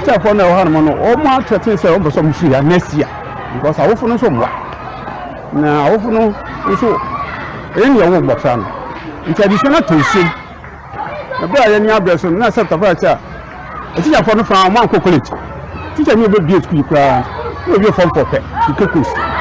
You should not be a material and yet as I'm going to for mutual letter to you see, and you're easy. And so, no, I said, and you be a bummer, you know, your feet, and you're definitely young free education. You can walk up, you should learn Cordano or Musadia, teacher for no money. There's also something your papa. Last 2 years, the daughter before my cancer, almost 30 for let's see, I'm between Yasi. I'm going to more a demo in between Yasi and Sid. He said we talk about one who sent a company and a sandy place. It's a vessel. Now, about times, so I'm not here, my native for Sodia, or my this what you have one more family. Samuel Sachi is the assembly member for the area. If there's no money in the assembly one month, this emergency. So they're supposed to go and find some money to come and do whatever they want to do to help our children. I hope this is the best way. I hope a few things are making the across. I hope the call now my son no more the to see any. Come and hold the feedback. But the next time my social media they have to organize now my they say that we looking at just 1 year. Anyway, a better quarter, everybody can say the assignment and I say the Nana chief and I say the penny for how more organizing a mass are doing in the person. Then the uncle on the Dutch, I hope that this is the best way. If you actually look at the statistics as per the data reviews from the West African Examination Council, Ghana, you would realize that there is a total decline of performance, the output that the children are bringing recently. There's been a total decline. It means that we have a serious issue with education here in Ghana, a very serious one. And that has been made possible because our politicians and leaders, they are just inhuman, because none of their children attend schools in places like this. No. So they don't care about the villages. They don't care about the communities. Even in Accra, which is the city, the capital of Ghana, come and see some of the school buildings or structures that we've got. Very bad. Very, very, very bad and terrible. Even in the capital city of Ghana, Accra. Okay, so the situation at hand does not suggest quality education. Yes, we have education in Ghana, but obviously not quality. Those who have quality education are parents who can afford to send their wards into better, schools. But for the ordinary Ghanaian, this quality education dream is far-reaching. Okay, let me go and show you the very final clip, and then I will. Time now for Mission Ghana, and the attention is on education.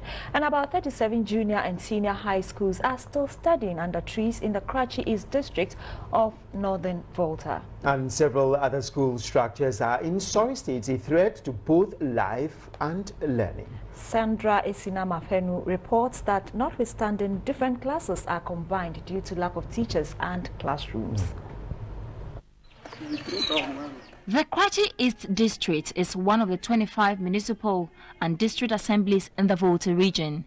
A newly created district since 2004, the area is touted as one of the most deprived districts in the country. Most communities in the region lack basic social amenities. The education sector appeared the hardest hit. With a current 64 primary, 28 JHS and 2 senior high schools, the district lagged behind infrastructure. 37 schools, mainly the primary section, study under trees. Matamano DA Primary and Kindergarten is one of such schools. Unavailability of furniture has compelled pupils to provide their own. Regardless of these, teachers here share this office space as a bedroom for lack of staff accommodation. We have a KG1, KG2 combined under a tree, and then a class 1 and class 2 also combined under a tree. So when it is raining or the sun is too much, then we close them. At the Zico number 2 primary and JHS, staff, except the assistant headmaster, have abandoned this near collapsed thatch house to commute from bigger communities to school. This is the assistant headmaster's self-contained room. Sensing danger, the headmaster, Simon Ahiaho, has converted one of the office spaces to accommodate his family. The situation at Klesu DA Primary is worse. KG1 and 2 have been combined to study here. Now he walks like this. You want class this? Class 1 is 1 class, then 2 and 3 combined, 4 and 5 also combined, then we have class 6 under 3. A space to sit is a luxury. The JHS part of the school operates under this structure. The community initiative has moved pupils at Zikpo No. 1 Primary into this mud and thatched shed. Here too, classes were combined for lack of teachers. I'm not a trained teacher. I'm just youth employment. I start about 2010, and then they stopped paying me 2013. So 1 year more now. They are not paying me again. We arranged the P2 children for an exercise. So after that, they go out and then we bring in the third class or the second class. The headmaster, we were told, reports once in every 2 weeks. His assistants would rather cross the Volta Lake every day instead of risking his life in this threatening building. I don't have my personal canoe, of which I cross with. So if I happen not to get her, then which means that very day, I cannot go to school. Several other schools, including the Anglican primary at Tokranu, have serious infrastructure problems. I teach KG1 and 2, that is 2 classes combined together. When it's time for writing, I separate the KG2s, then the KG1s too. I will engage them. I will find a leader for them to be taking them through the alphabet and sometimes numerals. This is my office, and under the tree. Normally I interact with my teachers under the mango tree. Despite having a training college in the district, pupil-teacher ratio in the Kratchi East is very wide. A teacher handles over 200 pupils, creating congestion in most classes.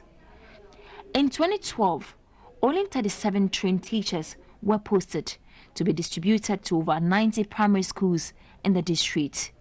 The effect is the future of these young ones left in the hands of people who do not qualify for the job. With these difficulties, we ask what the future holds for these ones called the future leaders. Sandra Isanamapeno, TV3 News. Right, more difficult situation on the ground when it comes to education. Meanwhile, the Ghana Education Service in the Kratchi East District says there is little it can do in solving the infrastructural needs of the area. Another report by Sandra Apenu.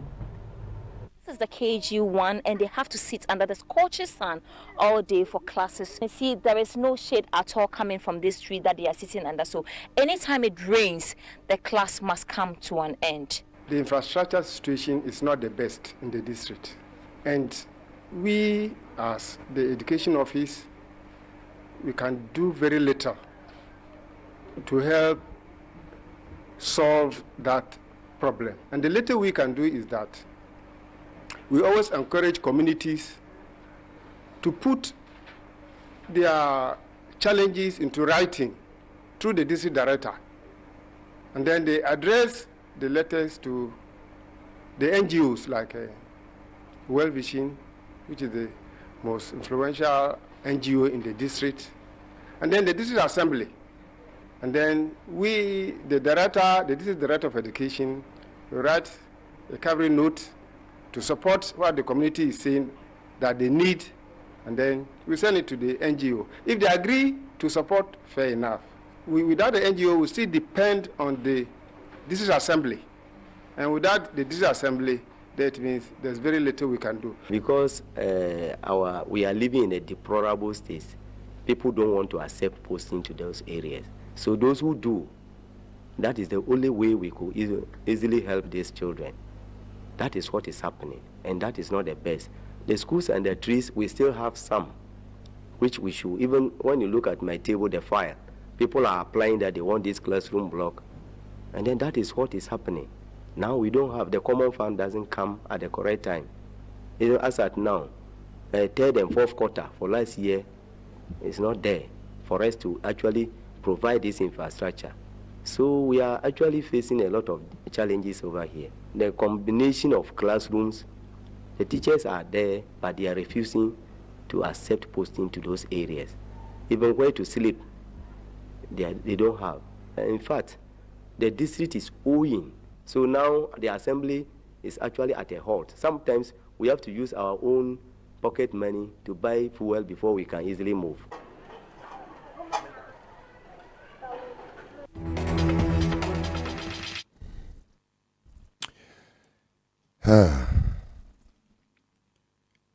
So you see the situation with education in Ghana, and yet His Excellency Nana Addo Dankwa Akufo-Addo will go to the Global Education Summit and say that he's going to replicate free senior high at the tertiary level. Meanwhile, the basic education has not been successful. We have not been able to deal with the issues of infrastructure. And these are the future leaders. I mean, where is the morale that a teacher is going to use to dispense his duties? If you send me there, I am not going to go because the government is not serious. The institutions are not serious. The leaders are not serious. And GES is obviously not serious at all. Therefore, as a teacher, I will never go there. I don't even have a place to sleep. I don't have a desk where I will sit and mark exercises. I mean, even look at the children. And on top of it, some who even accept to go to those places, their salaries also remain unpaid. Now, there is this video I watched and I followed up today that really triggered for me to do this documentary. Now, let's watch this video and I'll tell you what happened when I spoke to the woman. Ebusiafo ya from a treso hema. Send ya munim no enye bibia na me posti wo me page so. Me be sensitization e wo school mu ha. Nkwale ya wo hu wo machi eye class 1 to 6 e na wo hu ne sei no. Hwe omododo. Omo eni class 1 to 6. Omo eni. Na ade a me notice ye mawrawunta me ye video ni say. School yi esan se enkwala no efan ni akade bi ti se book aye turo pencil pen enye man kitinkiti nu a teacher for nan kasa na struggle do musika eto ni ntino ubehu enkwala me yenu no mu use textbooks writing book ba ko just teachers for ni chem ba ko tworo half ama tworo half na kwabna so atworo half omunya daje mankwala no etworo keji enkwala no so esan se textbooks na akade ni hontiwe yete mawom na o matworo obi ani ni din yete ede mawom a na ye asefempa me hu ye ade ba ko so me notice ye nse enkwala no efa enhyempa boa o de hwade me yi omo na so de akiro hwe omo na se enkwala ne fa ebe school without empaboa efa bebre nsu school uniform nye hwe ne water bottle when I did in Siobu mobile school. A big bag, a bag I went to the best school. It's when I the best school. Hey, my monster, Obiash and Edia. Me whole uniform. To me, Mario and a fan. And Shampabua. Ntebusanfo we de mesre me make appeal me pacho wo a unua bi obabi awie class 1 to class 6 a owo textbooks a o news no a senkwala yusu a muma anye bi enkwala yusu a ebeye ye yesre no mumfa ndom ye mo nso a mo wo bags ahodo a muma news no yesre mo mumfa nya ya dom ye mfa no mo nkwala we why mesre hwe Daddy, way and or water bottle or nini no momo ba no mabunsuo agu esa no mo de ko obi nso daddy ska de beto nsuo nti way and or de nsuo gu no nini nua besko mo ba ba eye be we nsu school ba Munye di mama nsereno. Obi su school bag ode ni books egum ebe school. Nse busuafo. Wo a obehu video e mesrew. Old school bag so obetimi ato new one amayen ya be appreciate. Na ne ya no say class 1 to 6 no every time e be makwan e be bia na school no so 8 cause obi on ma oni school ho akade nti on ma biem. And the last girl to get pregnant from this school is 13 years. Let me repeat it again. The last girl wanyemu class school mu hanu say was 13 years. We are be makwan say a teachers for na ye worried say omukoi enyo mu nyina na be samba because of pencil, rulers enye mo maame no sabi enya entoma wom a teacher for na a struggle. Me ne wo kasa teachers for school makra ni table omo 20 nkola no konwa no ebi no man no tententi ube na teachers for mienu ete so nti Ghana for mesrew. Me number no ye mobile money. Who send in a 5 cedi square, ye benya book, ye benya pencil, ye benya ruler, carbon paper, ye omu use, ye benya bi, ye beti mi ato chalk, meseremu. Ye se bako for senti mi nso nyame ni kata. Maya mafemu die, but minti mi nyene nyina. Inti me appealing for new textbooks. O the old ones na munu anum obebi. Unu e bia use a, utinsa kolebi use wa ha, ebeye ye water bottle, school bags. Se teachers table kra na obeti mi dia domo ye ya meseremu.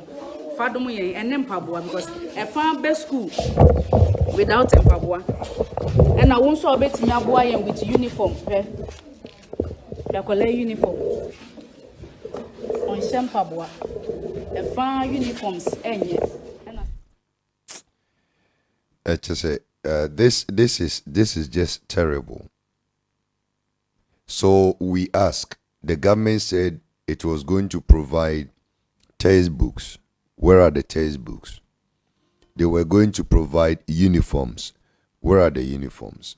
Now, you know, I followed up on this particular video somewhere around dusk in the evening today. And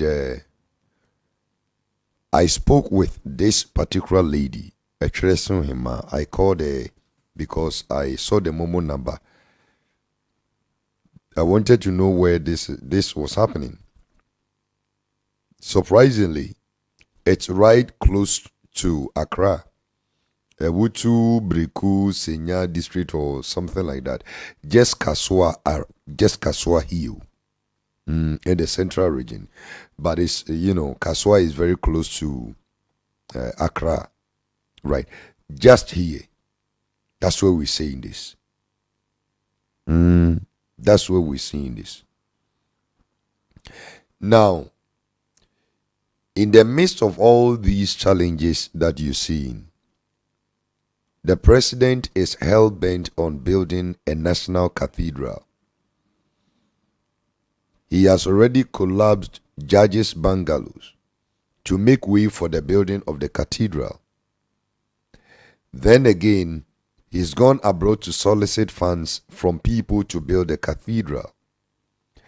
And through the finance minister, he's asking Ghanaians or soliciting for 100 cedis per month to build a cathedral. So I ask,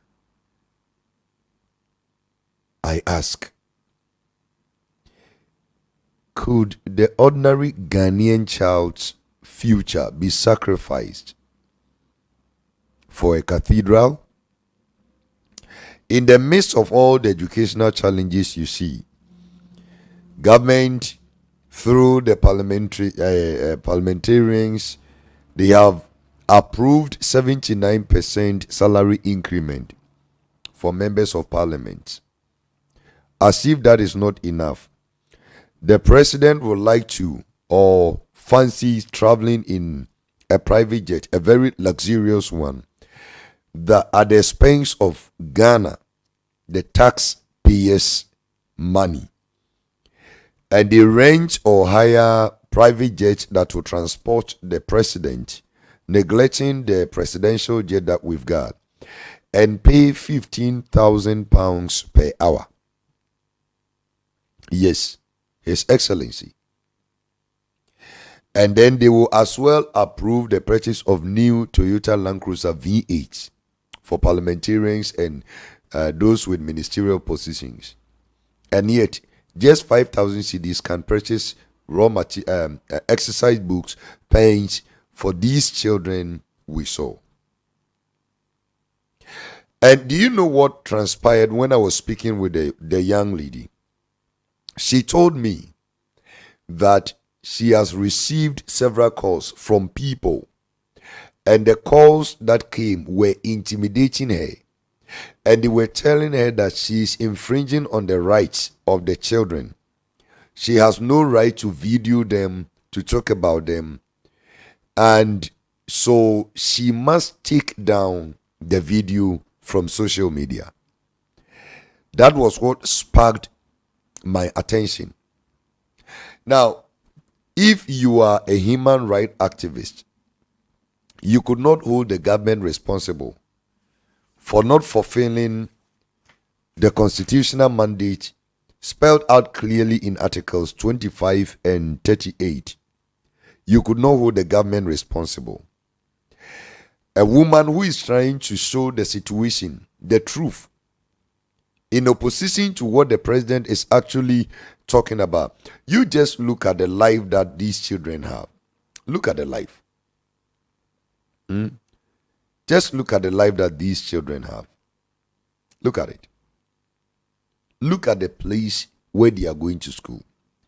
And this woman, against the video you are watching now, decides to make a video of how terrible the situation is, appealing to the ordinary Ghanaian, requesting logical people who have feelings and are considerate, to come to the aid of these children. And you are talking about the fact that she should take it down.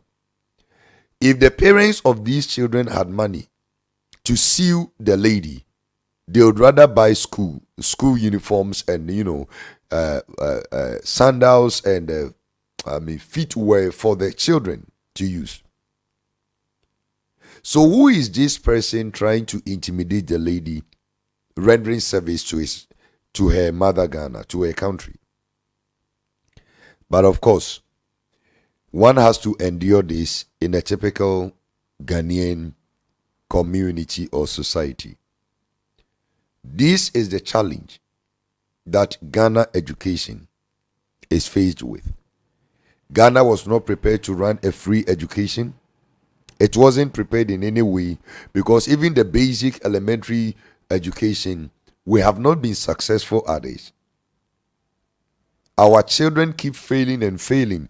They cannot compete. Just look at the way these kids are playing. You think the ordinary Ghanaian cannot do this? All because we have such wicked leaders who will go to the international front and present fantastic speeches, and yet what they say over there is not a reflection of the truth that we are faced with here in Ghana. Whom are you going to trust? Whom are you going to believe? Whom are you going to believe? And they will go back there and say, God bless our homeland Ghana. How can God bless Ghana when the leaders are such wicked and inhuman? When the educational rights of children are infringed upon? I want you, who has followed me through the discussion or presentation, to ask the right questions and judge for yourselves if what the president said is indeed the truth. Here you go. Let me come to you, President Akufo-Addo, because you are one of the presidents who signed up on this particular ask that President Kenyatta made and said, we also want to commit, as Ghana, want to commit resources for education and take that as a serious challenge. And you've also been lauded as having done incredible in your COVID response. But at some point, those two things were, those two things were competing against each other because there's only so many resources that you have access to. How did you think about that balance, and how have you tried to make sure, even as you have had to ramp up your increase of expenditure in health to respond to COVID, that is not taking away from education? Well, first of all, I want to thank very much President Kenyatta and the British Prime Minister Boris Johnson for the idea of this meeting, this summit, and for the invitation to me to be participating. I'm grateful welcome. for that. I don't believe that we have an option. We have to try and maintain a balance in all these expenditures because each part of it is critical to the lives of our people and to our future. What is our goal? And I think it is the goal of all of us on the continent. The transformation of our economies from raw material producing economies to value added economies. Right. We move away from being just providers of natural resources to value added economies. Right. But that is not going to be possible if we don't have educated workforce. Yep. So it is linked, and it therefore requires that the investments that we have to make for ensuring that not just as many, but all our children have the opportunity to go to school right from kindergarten through primary to secondary through tertiary education is guaranteed. Right. And I cannot see that making sure that the population is healthy and also the population getting educated can be conflicting aims that therefore require. We have to make efforts to achieve both targets. Right. And that is what we're trying to do in Ghana. We're spending, as we speak now, some 23% of our budget on education in Ghana. It's one of the highest on the continent. And we intend to ramp it up even more because as you widen access, which we have done through primary, through secondary, the free senior high school project, which has brought nearly 500,000 more students to the secondary system than was before. Right. Clearly also you have problems of infrastructure. Right. Challenges of classrooms and numbers, etc. Right. So those also have to be accommodated. And Right. that therefore means that as we're expanding the numbers, we're also going to be increasing the infrastructure. Right. More and more money. Right. So in Ghana, we've taken the decision that we're going full scale ahead. Now that we have widened public education at the secondary school level to all and sundry, to try and replicate it also at the tertiary level. Okay. Until recently, if you wanted to get a student loan in Ghana, you had to find a guarantor. Somebody who would come and say, you would get. We've removed the guarantor requirement. If you have the Ghana National Card, you can now go on the basis of that and get the loan, which is also going to mean a significant expansion of education at the tertiary level. Yes. These steps are steps that are absolutely critical for our future. Right. We don't do it, we will not be able to make any kind of a fist at getting to our basic goal, which is the structural transformation of our economies. So for us, it's not an either-or situation. It cannot be. We have to be able to manage our economies and our relations with our friends and people on the outside in such a way that we can attain both goals. Fantastic. Lives and livelihoods are both the key to the future for us. And we will hopefully continue and be in a position to do that. Making Ghana look good. Meanwhile, it is not good. Making the world feel that something better is being done here. Meanwhile, that's not the situation on the ground. And if we have leaders like these, where is Ghana heading to? These are the future leaders. How are they going to manage Ghana? Of course, the Chinese will take over. Of course, the Europeans will still enslave us. And now the Ghanaian citizen will run seeking greener pastures from all these Western worlds because the country has failed to render service to its citizens. My name is Pastor Ben. I just wanted you to thoroughly look through the lines and see if the education we're having here in Ghana is the best. It is a total disappointment. It's an eyesore. It's a terrible situation. Education is not getting better. In fact, the standard of education is getting poorer and poorer by the day. Why? Because some individuals who had the opportunity to serve in the national capacities decided to toil with the fate and destiny of future leaders. I rest my case. I'll leave the judgment for you to do. Until I come your way again on one of these social matters, I believe as a Ghanaian, you know the right thing to do. Those of you that went for the fix the country demonstration, I think the proper thing to do is to fix your minds during the times of election and know that with these people in power, people like these, both past and present government, Ghana is going Ghana is going nowhere. I'm telling you, Ghana is going nowhere. I rest my case.